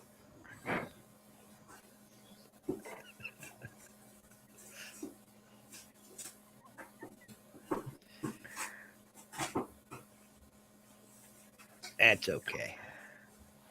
Y'all eat what you want to eat. That's Besides, if God wanted us to all be vegans, He wouldn't have made meat taste so good. That's it. If we weren't meant to eat pigs, he wouldn't have made them out of meat. And he wouldn't let us wrap vegetables in bacon. Just say it. Yes. I like my vegetables wrapped in bacon. Yeah. I know it's what makes vegetables possible to eat. No, I like vegetables too. I like broccoli. I like cauliflower. I like all that stuff. I think I'm genetically related to potatoes. I mean, potatoes and cabbage. I'll eat heck out of some cabbage. I resemble a potato, I'll put it in. Well, I'm starting to get more and more like one myself, Billy. But that's okay because I figure round is a shape, so I'm in shape. That's right. Resemble a double stuffed potato. I'm watching my weight. It gets easier to see every week.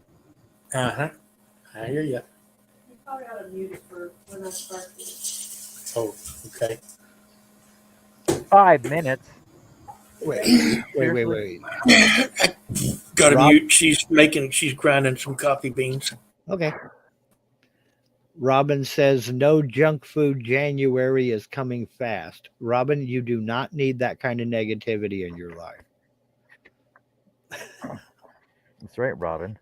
No junk food January. Well, I better stock up again.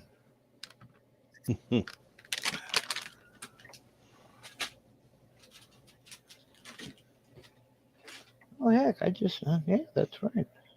God, I had those cordial cherries sitting there. Okay.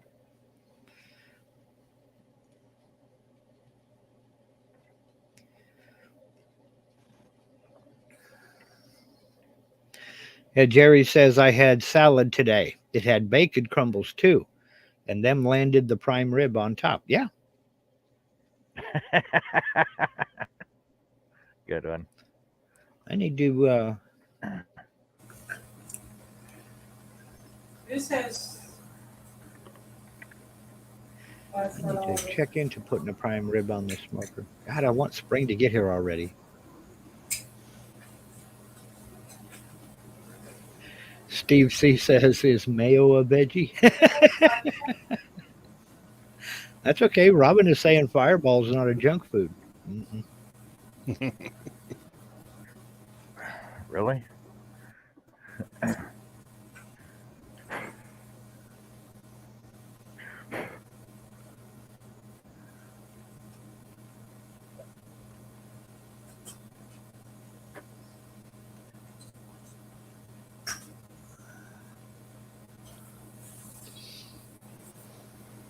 Technically speaking, Steve, mayo is a colloidal suspension. And Mary Hernandez is right. It has eggs in it.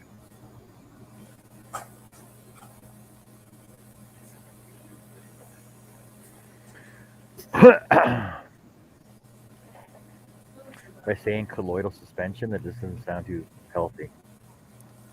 Well, it's oil and egg whites.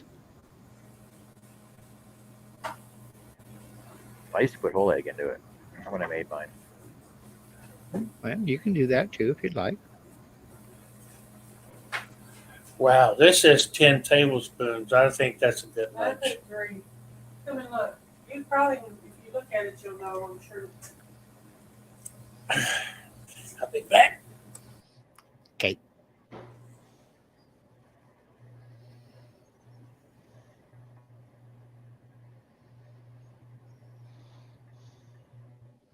Fireworks on Christmas. Yeah, they're gearing up for New Year's. Practicing. Yep.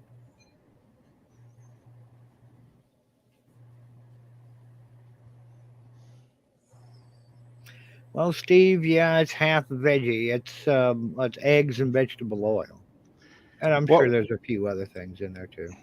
What school board in the U.S. there declared that pizza was a vegetable because it had tomato sauce on it? Nationwide they declared ketchup a vegetable because it's mainly tomato. But I don't know about pizza. Oh my Yep, god. there was one. I don't know where the school board was. That's okay. According to the Vatican, beaver is a fish because it's an aquatic animal and the tail is scaly. So it's okay to have during Lent. How's that work for alligator? Is that the same for alligator and crocodile? I Turtle? don't know if they've investigated that far. Well, going with the same concept, right? They Right. live in water. They got scaly tails. They got scale. Yeah, I would imagine they are. So a muskrat would fit right in too. I don't know. Do they have scales? Yeah, yeah. They have a scaly tail, yeah. It's round, it's Muskrats? not flat. Yeah. Oh, Scaly okay. tail. I don't know. I don't know that they've looked into it that far, but I did hear that they classified beavers as a fish.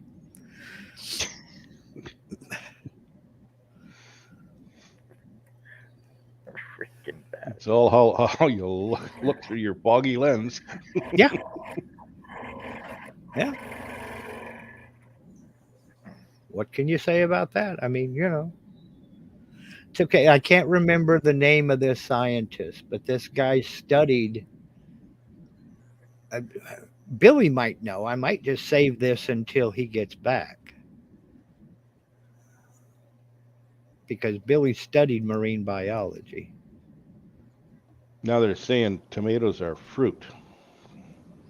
Yes, but that's the difference between intelligence and sense. Intelligence is knowing that tomatoes are We're not going to get on the whole tomato. Sense is knowing not to put it in a fruit salad. We're not going to get.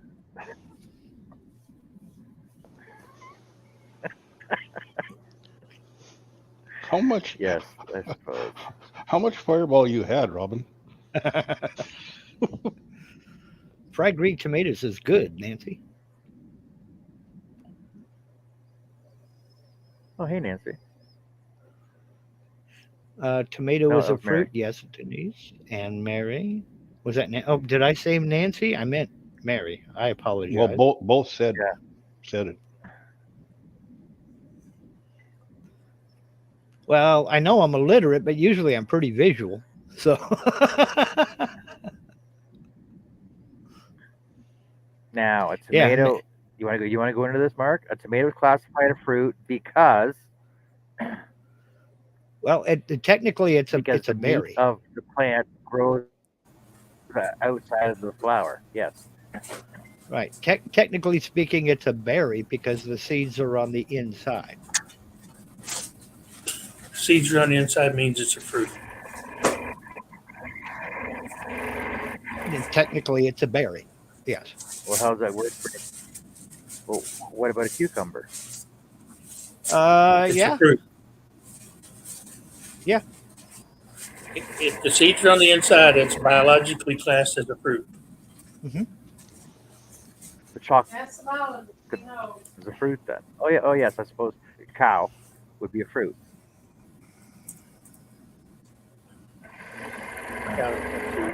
So nuts are fruits.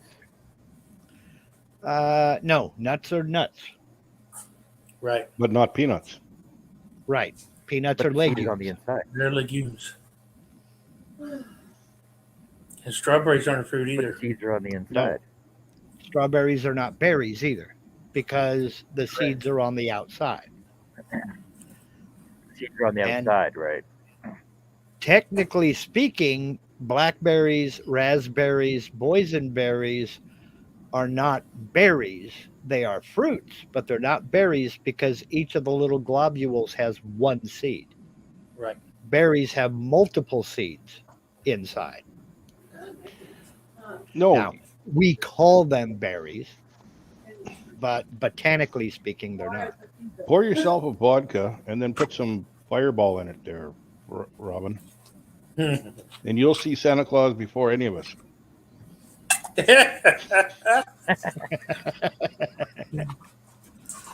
Yeah, she may think she's seeing Santa Claus right now. Well, she's calling me Nancy. Okay. In botany, a berry is a fleshy fruit You are an without a Nancy. stone or pit that is produced from a single flower containing one ovary. Berries include, botanically speaking, grapes, currants, tomatoes, cucumbers, eggplants, bananas, but exclude certain fruits that meet the culinary definition of berries, such as raspberries, blackberries, or strawberries. Huh.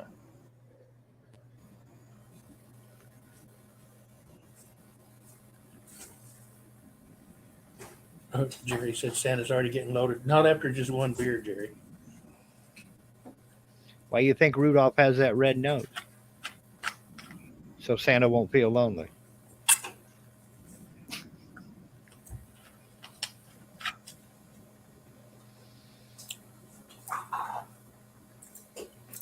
Doug said we've been seeing Santa all week long. Yeah. Right. Strawberries have the seeds on the outside, which makes them not berries. Robin's husband And makes them not fruit either. boot her really tasty pink lemonade. Now, Billy, you might know this. I was going to say something, then noticed you were gone because I know you studied, what was it, aquatic biology or marine biology? Aquatic, freshwater. Freshwater. Okay.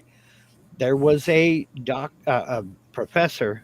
I can't remember his name to save me, but he studied fish for most of his life and came to the conclusion that there is no such thing as a fish. Because biologically speaking, a salmon is as different from a shark as a rhinoceros is from a fir tree. They all live in water, but they're not related at all. So to call them all fish is like saying everything that flies is a bird. And I can't remember his name to save my life. I want to say his name was Stephen Gould, but that may be wrong. Let me look that up.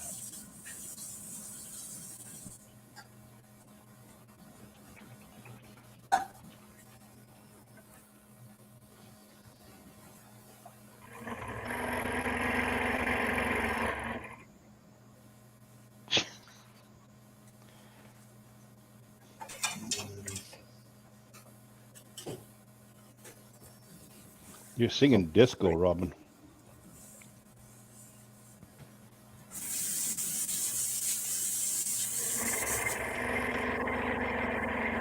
Great. People have made it harder and harder to search for things.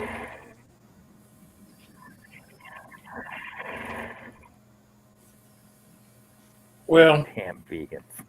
he's kind of sort of got a point to a Okay. degree because there are quite a few different classes of fishes.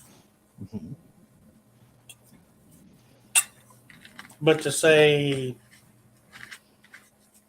well, it's not really fair to compare a salmon and a shark because you have the cartilaginous fishes, which sharks and sturgeons belong to. Right.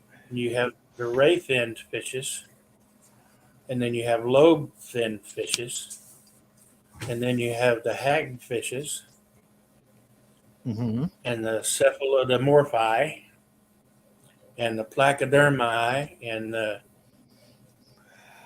acanthodi. That's for the coelacanth came in. Right. Anaspida, lampreys, conodonts, starfish or sea stars, Right. sea urchins, and then the cyclostomi. Those are all the classes of fishes, but most of the fish that we know of today will fall into one of the three main categories of cartilaginous, ray-finned, or lobe-finned. Yeah. It was Professor, he's a evolutionary biologist and paleontologist, Professor Stephen J. Gould, who deduced, quote, after a lifetime study, there is no such thing as a fish.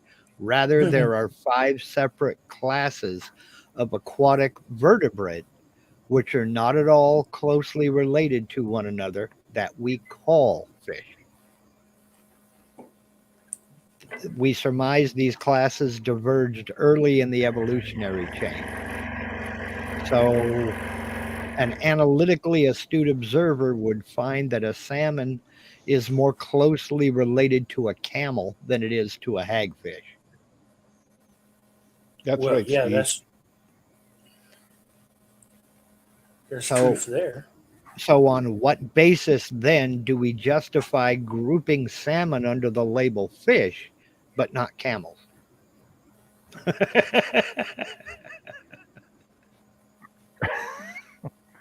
That's logical. Yeah, I mean, No, it's. I know where he's trying. I know where he's trying to go and what he's trying to say, Mhm. but Yeah, we'll still call them fish. His whole point It- was that not everything that swims in the water is a fish. well, no, So, jellyfish aren't fishes. right, seahorses are not fish. I mean, Sea stars are not fishes. no, jellyfish aren't fishes. No, that's Octopi. what I said. Yeah. No, well, no, those are cephalopods. Octopus and squids are cephalopods. Those aren't fishes. What? You missed one, Steve. There's also poached fish, and you can have my helping. Not much for poached fish. What about I, sticked fish? I like mine smoked, baked, or fried. Fish yes. sticks? I prefer smoked or fried. Are Billy ever been Stick to fish. sea? You get chicken fingers. You might as well, you get chicken have. fingers. You might as well, I have No, been to Captain sea. Hind Grinder.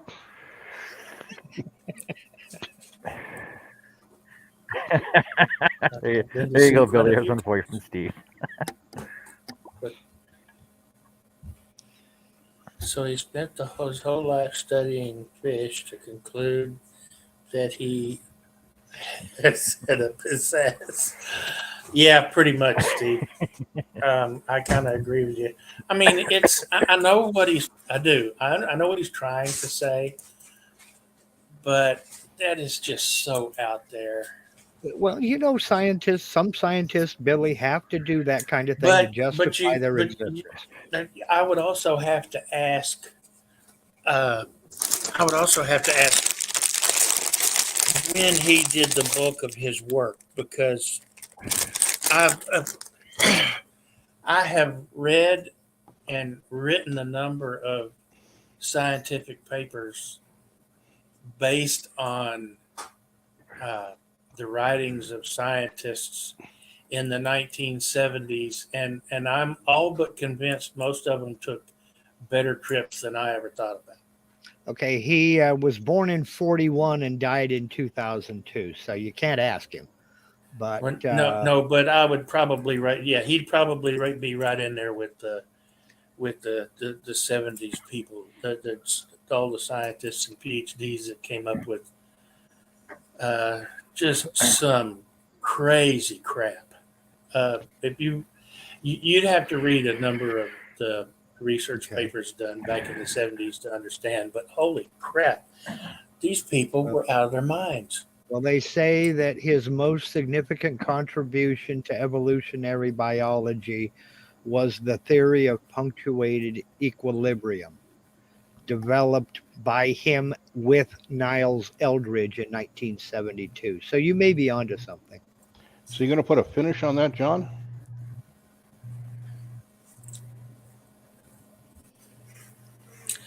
I rest just my gonna oil case. Now, I have a question to ask people. This is going to be Carrie Snowflake, right? Mm-hmm. Looks cool. So, my question, and you see how it's all centered on those dowels in the center there, right? So now my question is, should I alternate every other one of these, or Oh, that looks neat. It does alternate look all neat. of them. Yeah, I like them alternated. Or all of them, or just those 4? No, just those 4. Yeah, it keeps you looking at it, Well, it does, comparing and back and forth. Yeah. it's not all of them just the same static look. It's keeps your eye moving, like Greg said. Wade says a Or- Christmas ornament that doubles as a weapon or- in an emergency. Or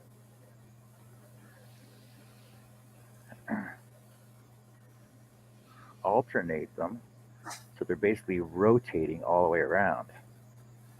Does that make sense? No, it makes it. Yeah, but I think it makes it look too much like a propeller. Yeah, I'm not much for that. Yeah, I don't much care for I that. like the 4 and 4. You know, you can always take the easy way out, John, and Or- just show Carrie that they will rotate like that and say, I don't know, I just what do do the way I you want. think? And let her tell you what she wants. No, I have to glue them. I have to glue them. Understood, but I mean, she can tell you what she Well, wants. That's what. Well, like I told you, like you can't the- watch the show. Okay, well, yeah, I like the Yeah. 4. I like the 4 square and the 4 others. I like Yeah. that. I think that looks best with one of them Yeah, that looks turned better. diagonally up at the top and bottom. It looks great either way, but There. Yeah, like that. my preference Yeah. is that way. So 3, 6, 9, and 12 are the ones that So are no- turned. Oh, holy cow! Hold on a second, Mimi. Holy cow, Mimi, how's it going? We haven't seen you in forever. What have you been up to? Keeps climbing on me. Yeah. So it's a Make me simple think I'm chewing everybody in my belly. project, which took all the freaking day to do. Well, simple doesn't mean easy. Show them all. Show them all at 45. You are.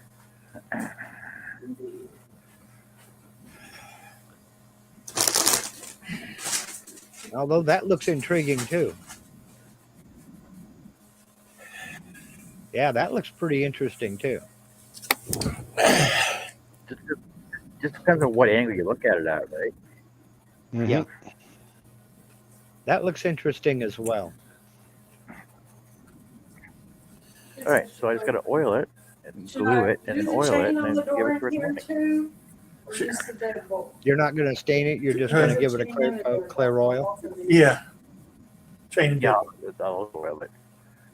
Okay. Okay, so like I said, I started designing it yesterday last night. Let me print one off. Oh, yeah, don't have it open. There you go. So there's one. Like I said, I put them together like that. Added dowels to them. Put them together, and there you go. Simple project. Hey, who wants to buy a plan of this? Okay. I can sell you a plan. Ah, Come on, honey, get the handicapped person to look through that hole. If I can't even look through it. Mary, that's it's pretty big to put on your curry. So it's 13 inch. Well, I guess it could be a topper. Like if you were to pull one off, and you can actually add one of those springs on there for a topper, star topper maybe.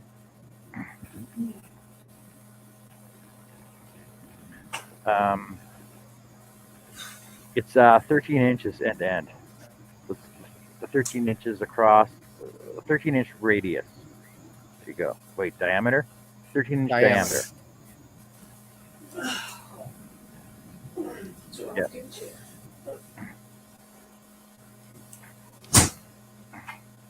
I don't know, that way right there is starting to grow on me as well. With all of them turned 45. Yeah, that's kind of neat. That's all at 45. Yeah. That's starting to grow on me as well. I don't know. I kind of like that now. I still think I like them every other one. JJ. JJ, I made them out of cedar plywood. cedar 2x4. Cedar 2x4? Cedar Yep, I see 2x4s cut down to 1.75" blocks, 1.75" square blocks. Then glue the patterns there on. was a 2x4. Compound cut them out. There's a 2x4. Wade says And I that a got clock cut movement. 2 blocks out of each one. Yeah, there you go. Nah, I don't want to make it. I don't want to make it like tacky.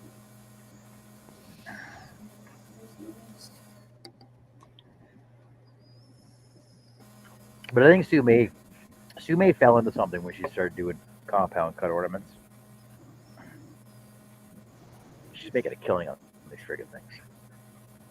Just saying. Yeah, did I compound cut ornaments or whatever like that? Just Oh, I don't check out get it. Sue May, Scroll-a-Palooza.com. And there's all kinds of compound ornaments out there. I think did Patrick Spielberg do any? Patrick Spielberg? No, not Patrick Spielberg. Patrick Spellman. I think he has a compound cut ornament book out there as well. But they're not that hard to design. It's basically just simple shapes. There's triangle, circle, square. That's it. Oh yeah, I can show you. So I started off with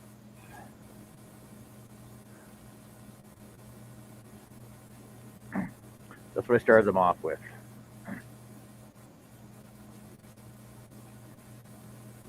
And then I combined them like that, joined them together, doubled them up, and then put eight configuration. There you go. Easy peasy. Lemon squeezy. Yep. Now I'm sure I can do a short of this before tomorrow morning. So you can see it. Say, no, your project's still drying outside. You can't have it yet.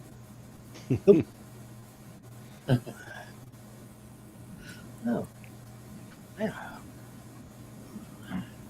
I can show you that MC Escher picture that Charles did that I'm giving to my son-in-law. Turned out really nice with some Odie's oil on it.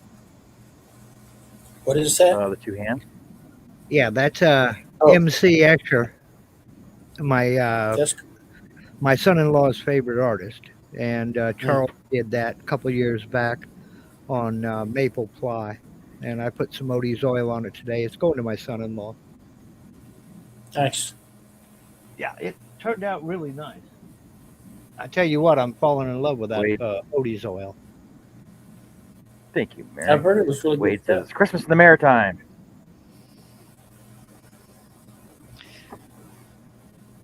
This is all. I don't do any tricks, John. Oh, wait, sorry. Give me a sec. Well, we're looking at your cool MC Escher picture. We was done too. So, you did it on CNC? No, Charles cut that out.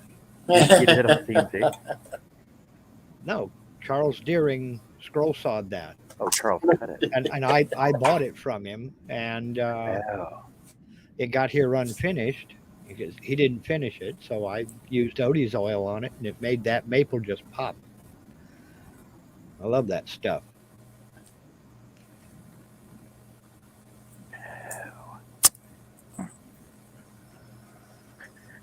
Yeah, my son-in-law is very hard I to should buy have hot for. glued it together, eh? Then make it easier for me. There you go. Yeah, you don't want to hot glue that.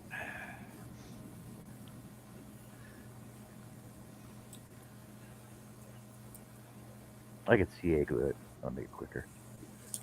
All right, I'm gonna holler at y'all later. My computer is acting up again, like it's fixing to make or dump me. So Merry Okay. Christmas, before it Billy. kicks All right, me Billy. out, y'all have a very Merry Christmas, You too, and you and yours, Billy. and I'll talk to y'all later. Have a good one. Boink.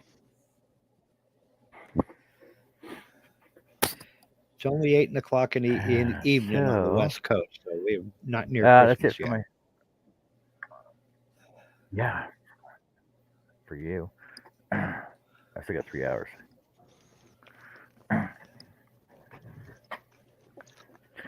Two here. So I gotta pull this all apart, glue the insides in first. Wife is baking cookies, and the oven is about 6 feet away from the furnace air intake. And I'm sitting right on top of one of the heater ducts. So everything that's cooking in there is going right through that furnace and straight in here, right behind my desk. So I'm saying, oh, those are ginger snaps. Okay.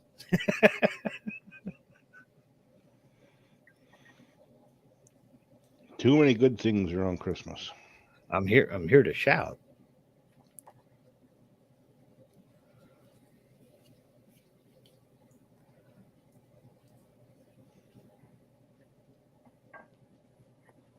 Actually, you know what? No, I can't. I can't glue them like that.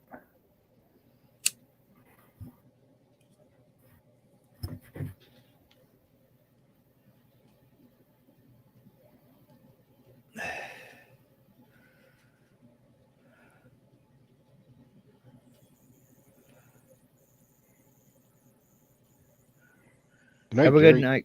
Have a good night, Jerry.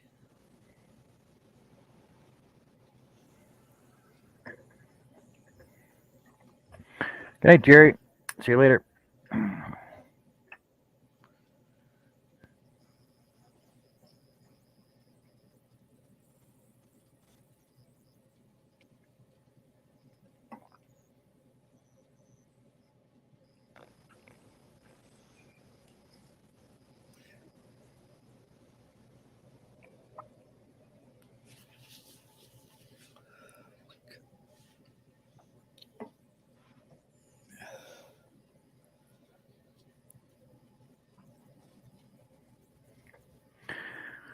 All right. Like I said before, I mentioned before, I'll be doing this once a month now, which basically is a Scroll-a-Palooza. But so if anybody wants in on a Scroll-a-Palooza to show a special event or whatever you have, let me know. I'll schedule you in place for it and promote it, and we'll see how that works out. It's just too much to do it all at to do once dailies. To do dailies is just too much. I wondered how long that was going Mary, to that last. would be Greg. Uh, Hello, Mary Kay. The Snow Crusher.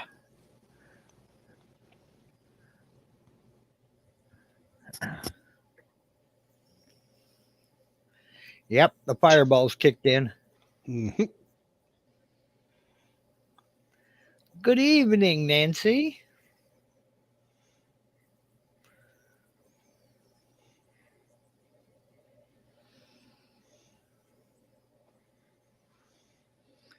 Nancy has dropped in for a visit.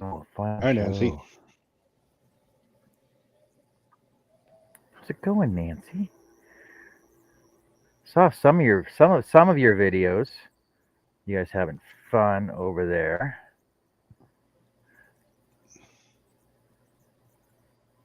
All at 45s, right? Too late now. Yeah, all at 45. Nancy Robbins been drinking Fireball. Can you tell?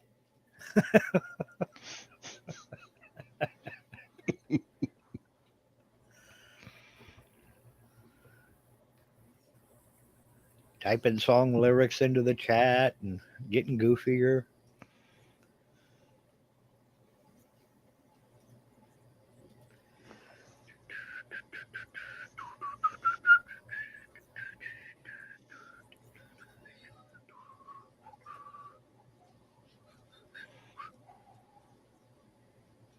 No, it must be the glasses, Robin.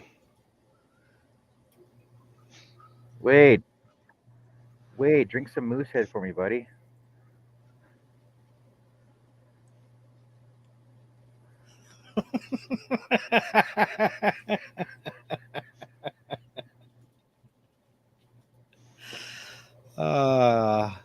I just got, I think, the best comment I've ever gotten on one of my Laughing. YouTube videos. The comment is simply this: once again, taking what appears difficult and making it easy, even for a Marine. Nice. Your marine trolls are much nicer than Charles's marine trolls. There's a lot of inter-service rivalry, but that's okay.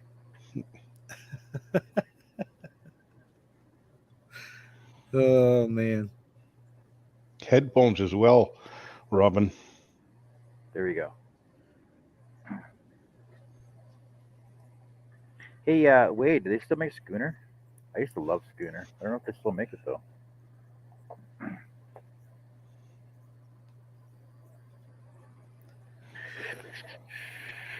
Okay, I'm gonna give this to her unoiled. I'll oil it tomorrow after she gives it back to me. But you still have a screech down there, Wade? It's funny. It's a Newfoundland thing. Robin says, "That's okay, Greg. I think you look like Mark too." For about 3 years, Greg reminded me of somebody, and I couldn't put my finger on who it was Greg reminded me of. I don't know if you remember this, Greg, because I brought up pictures.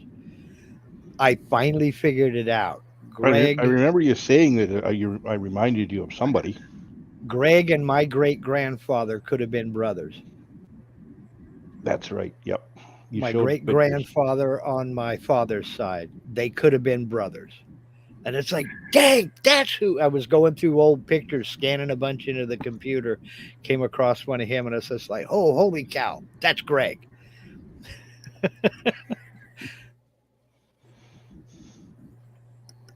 I'll have to get on the DNA site and see if we're cousins. We may be. I don't know. My family's been all over North America.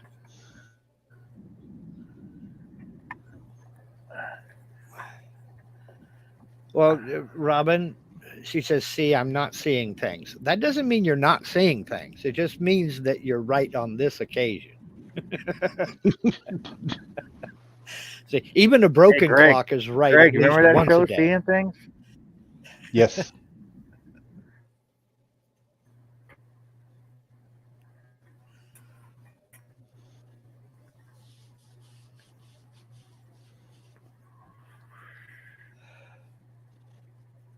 Hey, let's talk about old Canadian shows that Americans don't know about.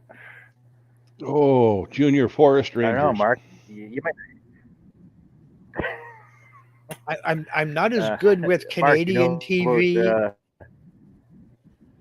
as I am with UK TV, but I know a little bit of Canadian TV. What about the Beachcombers? No. Oh man, that was a Sunday night staple. I know Sunday. I know Smith and Smith. Seeing Things. Seeing Things as well. No, not Seeing Things. How about Rainbow Country? I know nothing about Canadian kids TV. No, that was Okay, let me just put that out there. I know nothing about Canadian kids TV. You remember Jesse in the Beachcombers, John? Rainbow Country. He was on Rainbow Country before that. I'm pretty sure. Wade says, I thought Greg was Randy Bachman. I mean, it says guess who under his picture. No, it's more like Kurt Winter in size. Ooh, he was not a little guy. No. Played guitar like a bugger, though. Yeah. Yeah. I went to the same high school as Burton Cummings. Did you? Yeah, for 1 year. He wasn't there at the time. He was before me, but yeah. Oh, was he? Same high school in Winnipeg.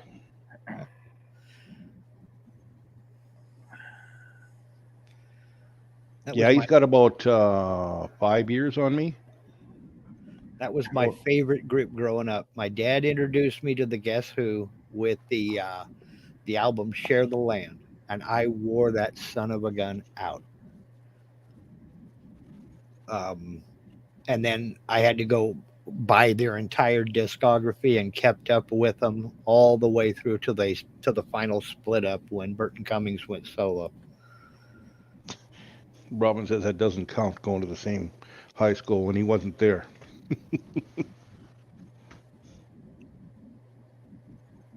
Well, it's like I went to the same school as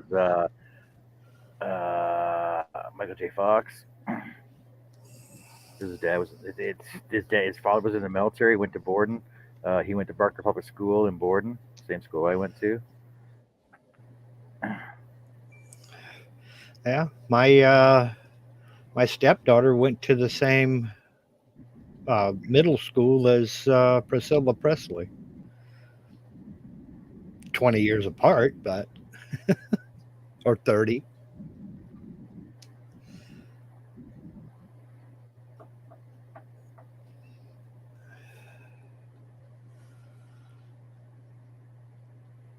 I went to the same elementary school as Carl Jacobson. Those of you who were into wood turning know him. What was that cop show, John, with the Mike John TJ Vernon? Hooker. No, wait, it was back in the 70s. You know John Vernon? Canadian actor. I'm trying to recall who he is. Robin, of course, brought up Red Green. The Red Green show was the most successful Canadian television show in the U.S. Yeah. Red Green played all 300 episodes.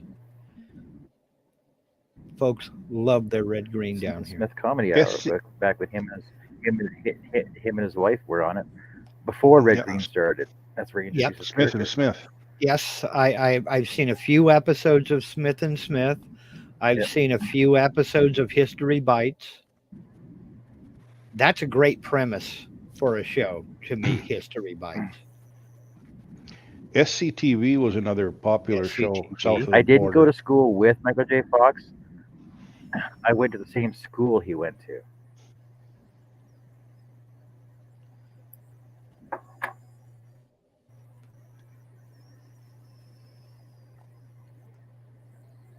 There we go. Look at that. Hanging and everything. I didn't go to school with anybody famous or anything, but No, I don't think I. I met famous people in Nevada, but that was about it.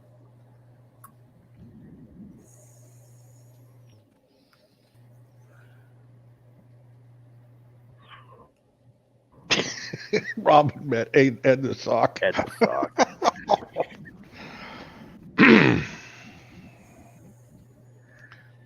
That.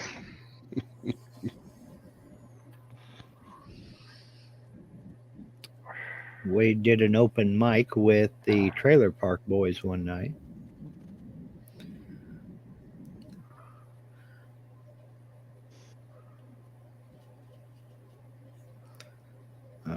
She met the Cake Boss. Okay.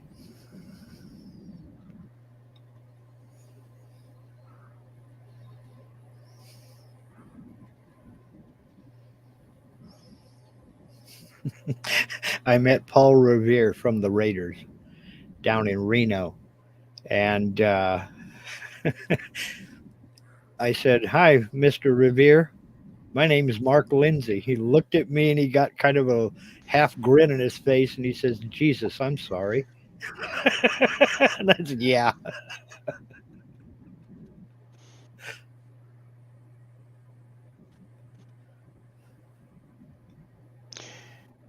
Did you get the variety show to come on in the late afternoon just before supper called Let's Go, John?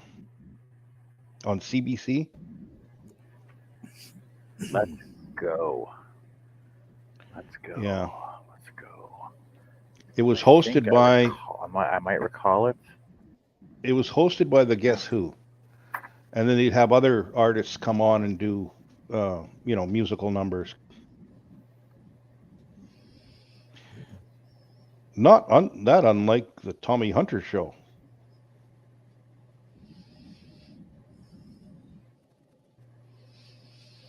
You don't What is- get it, Robin? Okay, Mark Lindsay was the lead I remember singer Tommy of Paul Hunter. Revere and the Raiders, and they didn't get along well at all. What did they call him? The country gentleman, I think. Tommy Hunter. Yep.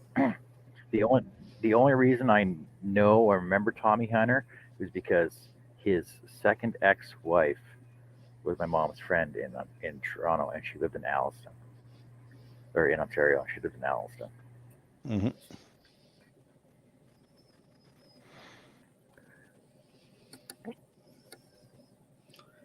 My cousin's second husband was married to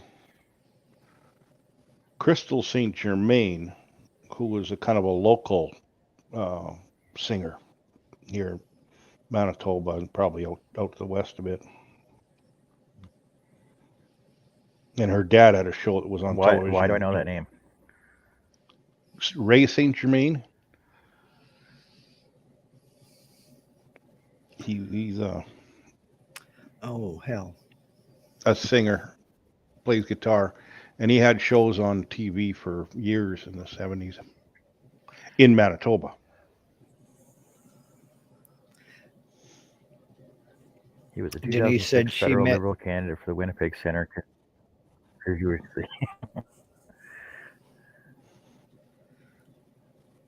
Denise said Canadian she met variety more show sports Time people, for Living. actors.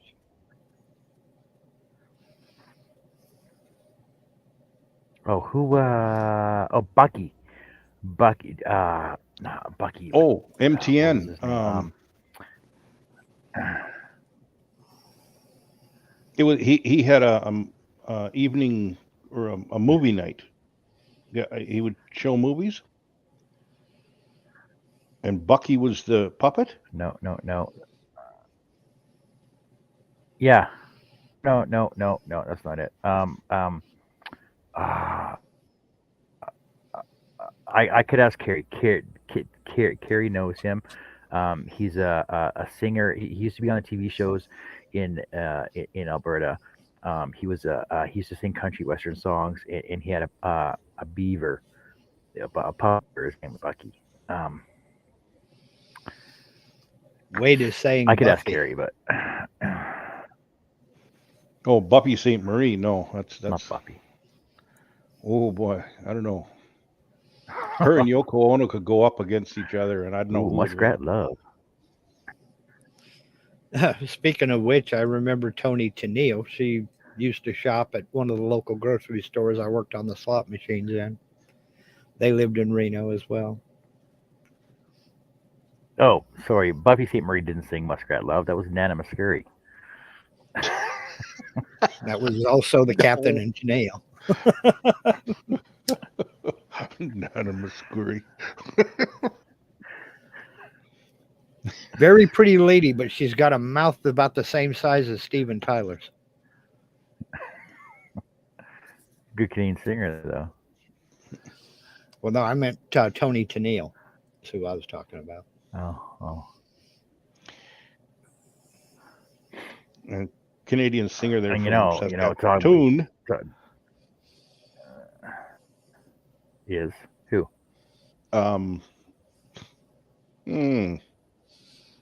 She's got a lot of teeth. She wrote This Flight Tonight for, and Nazareth covered it. Oh, damn. Blank.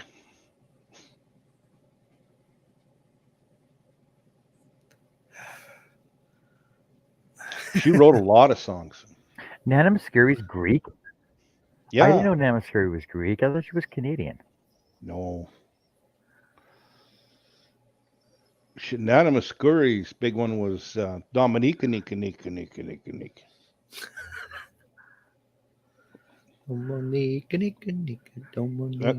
That's her.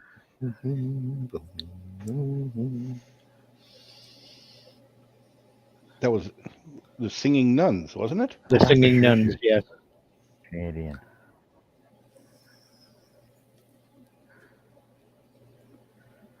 The one I'm thinking about from Saskatchewan was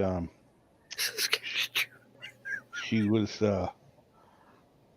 did Raised on Robbery.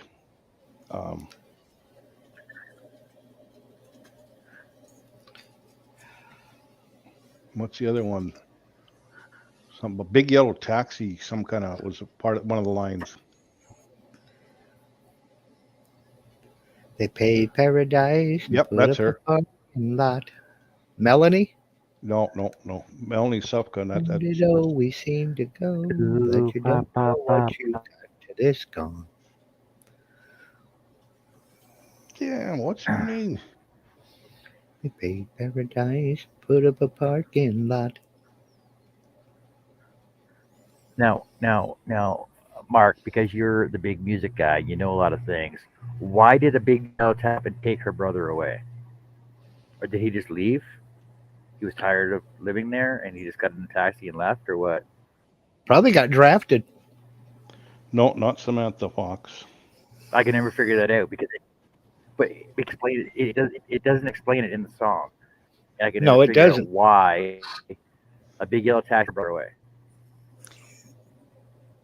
She was a folk And then singer. they paved paradise through a parking lot. About the same time Buffy St. Marie come on the scene. He may have been drafted. But then Not in again, Canada. there were a lot of, who was the song written by? Joni Mitchell, that's who it is. Joni Mitchell? Okay. Thanks, Steve. The guy who is a music. Joni Mitchell's Canadian? Yep, I didn't know that. from Saskatchewan. Mm-hmm. Okay. Well, see, because you couldn't think of her name, I just typed in Saskatchewan female folk singers, and I got Dara Shindelka, Connie Caldor,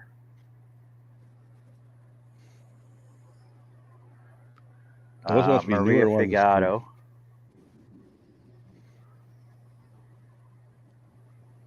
Susie Vinnick. That name does ring a bell somewhere, but I can't think of where from. Susie Finnick? It sounds familiar, but I don't know where from. Saskapedia is not opening up. I can't tell you. Saskapedia? Okay. Yeah, it's like Wikipedia, only for Saskatchewan. Okay. Saskapedia.com. It's not opening up. Susie Vinnick of Saskatoon is a roots and blues singer songwriter who often appears on nominated for three something, but it won't open up. No, Joni Mitchell, wrote a lot of good songs. Yeah, she did. Yeah, and Like, yes, great Denise. lyrics. And yes, Denise Celine Dion is from Canada. Yeah, but she's down from the other end of town there.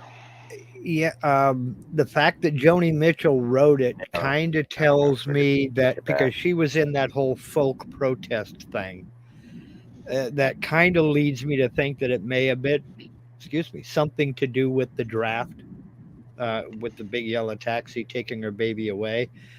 But there's a lot of folklore that goes along with that because songs that had absolutely nothing to do with the Vietnam War have been attributed to the Vietnam War.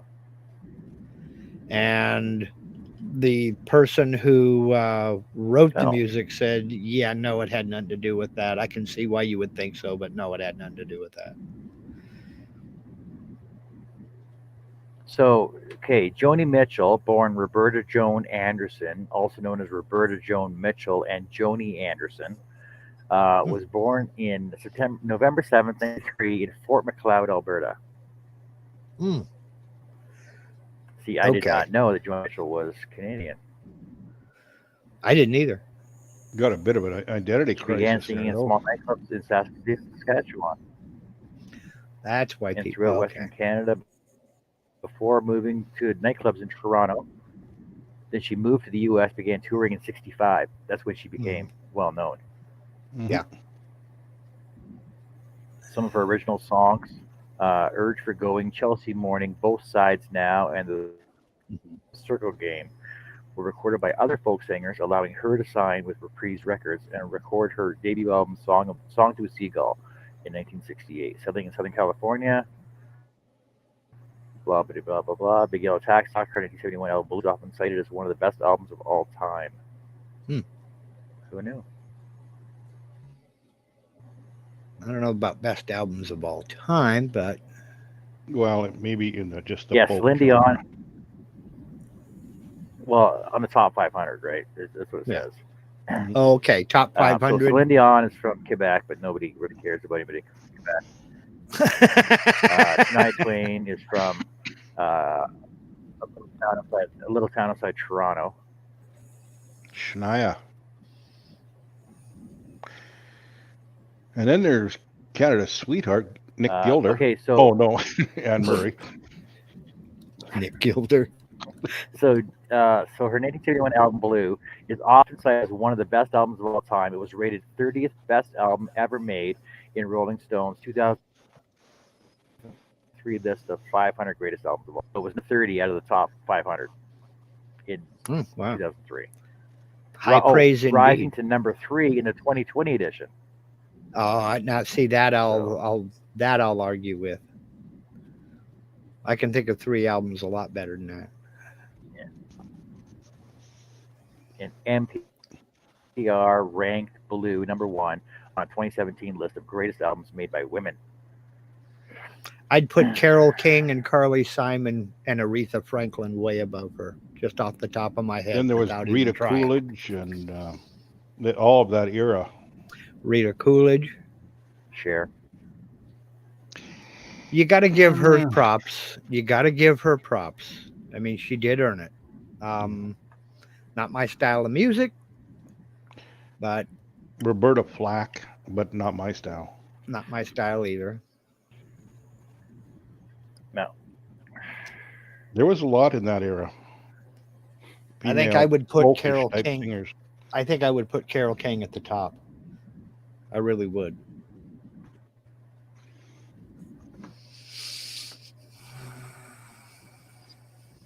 Trying to think of who I would put up against Carole King. Is there anybody better? Oh, Alanis Morissette. Jagged Little. Now. Well, I don't know. It was that whiny era, you know? Yeah. Grunge, you know, it was out, and that was whiny and pity me type stuff, and Well, okay. not my type of music. Okay, so who actually remembers? Who are we talking about? Jagged Little Pill. What's her name? Alanis Morissette. Alanis Morissette. Who actually remembers Alanis Morissette from the '80s when she did Bubblegum Pop? Nope, Because not me. what I know of it is that she bought all the rights to her Bubblegum Pop and every freaking album that was ever produced that was still available. She bought all of them back, so that there was no records out there that anybody really knew about. You can't even find videos when she was on Much Music from her Bubblegum Pop era, because when Jagged Little Pill came out, that's basically when she changed to total different genre, and that's what you want to be known as. That's somewhat familiar. I remember Even if something you about that. Google it, it's hard to find. Howdy, Russ Meadows. He said Carole King's Tapestry album was killer. Yes, I would agree 100%. That is a masterwork. You want to learn how to write music. You want an example of epic songwriting. Listen to that album with headphones and take notes. That's how you write music.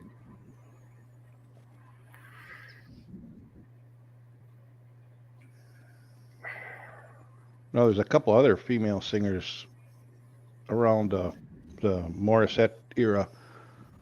What was her name? Alana Miles. Alana Miles, she hit big down here with Black Velvet, and that was the Yep. only thing she Yeah. ever did down here. But I like that album too. And then that, well, she was part of a group called the Headpins. Mm-hmm. Darby Mills. She could belt them out. Steve Nealon wants to know, when did Trampled Underfoot move to Saturday night? There's a little bit of Trampled in everyone, Steve. Yeah. Everyone's got feet, hopefully. Mm-hmm. I can go get Eloy. See, that album right there, that album of Alanis. Mm-hmm. Okay. That's when she did Bubblegum Pop, and you can't hear anything from her. It's unrecognizable. Huh.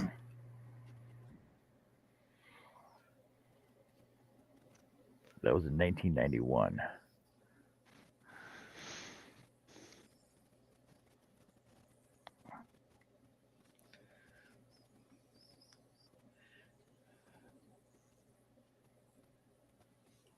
And then she had another album back then. It was called Too Hot.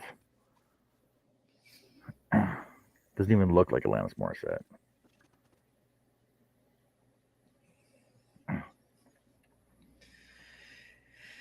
I basically topped that up to her, the girl from when I Met Your Mother, Sparkles, Robin Sparkles. Okay. Denise says, gonna go wash the turkey and prep it. If you're still on, I'll be back. If not, good night and have a Merry Christmas. Okay, Good night. Denise. No, Good I'm night, gonna Miss get off of Denise. here. I'm getting off of here right away because it's 9:45, which means it's almost Christmas, and I gotta go spend time with Carrie. You got a chimney to slide down. Robin wants to know, how long does it take to wash a turkey? It depends on if you pay for the hot wax or not. Undercarriage coating. Mm-hmm. If they vacuum out the inside, that's what takes so long. Merry Christmas, Steve. See? All right. Thanks everybody for being on the panel. Thanks everybody for being in the chat all day long.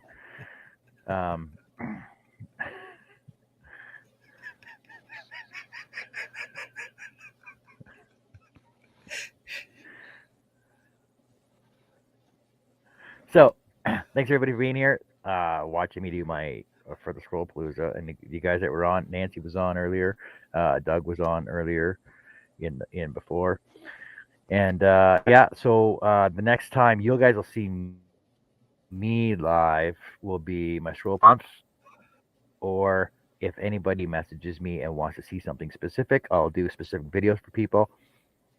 Other than that, it's going to be once a month Scroll-a-Paloozas and or the scroll off videos.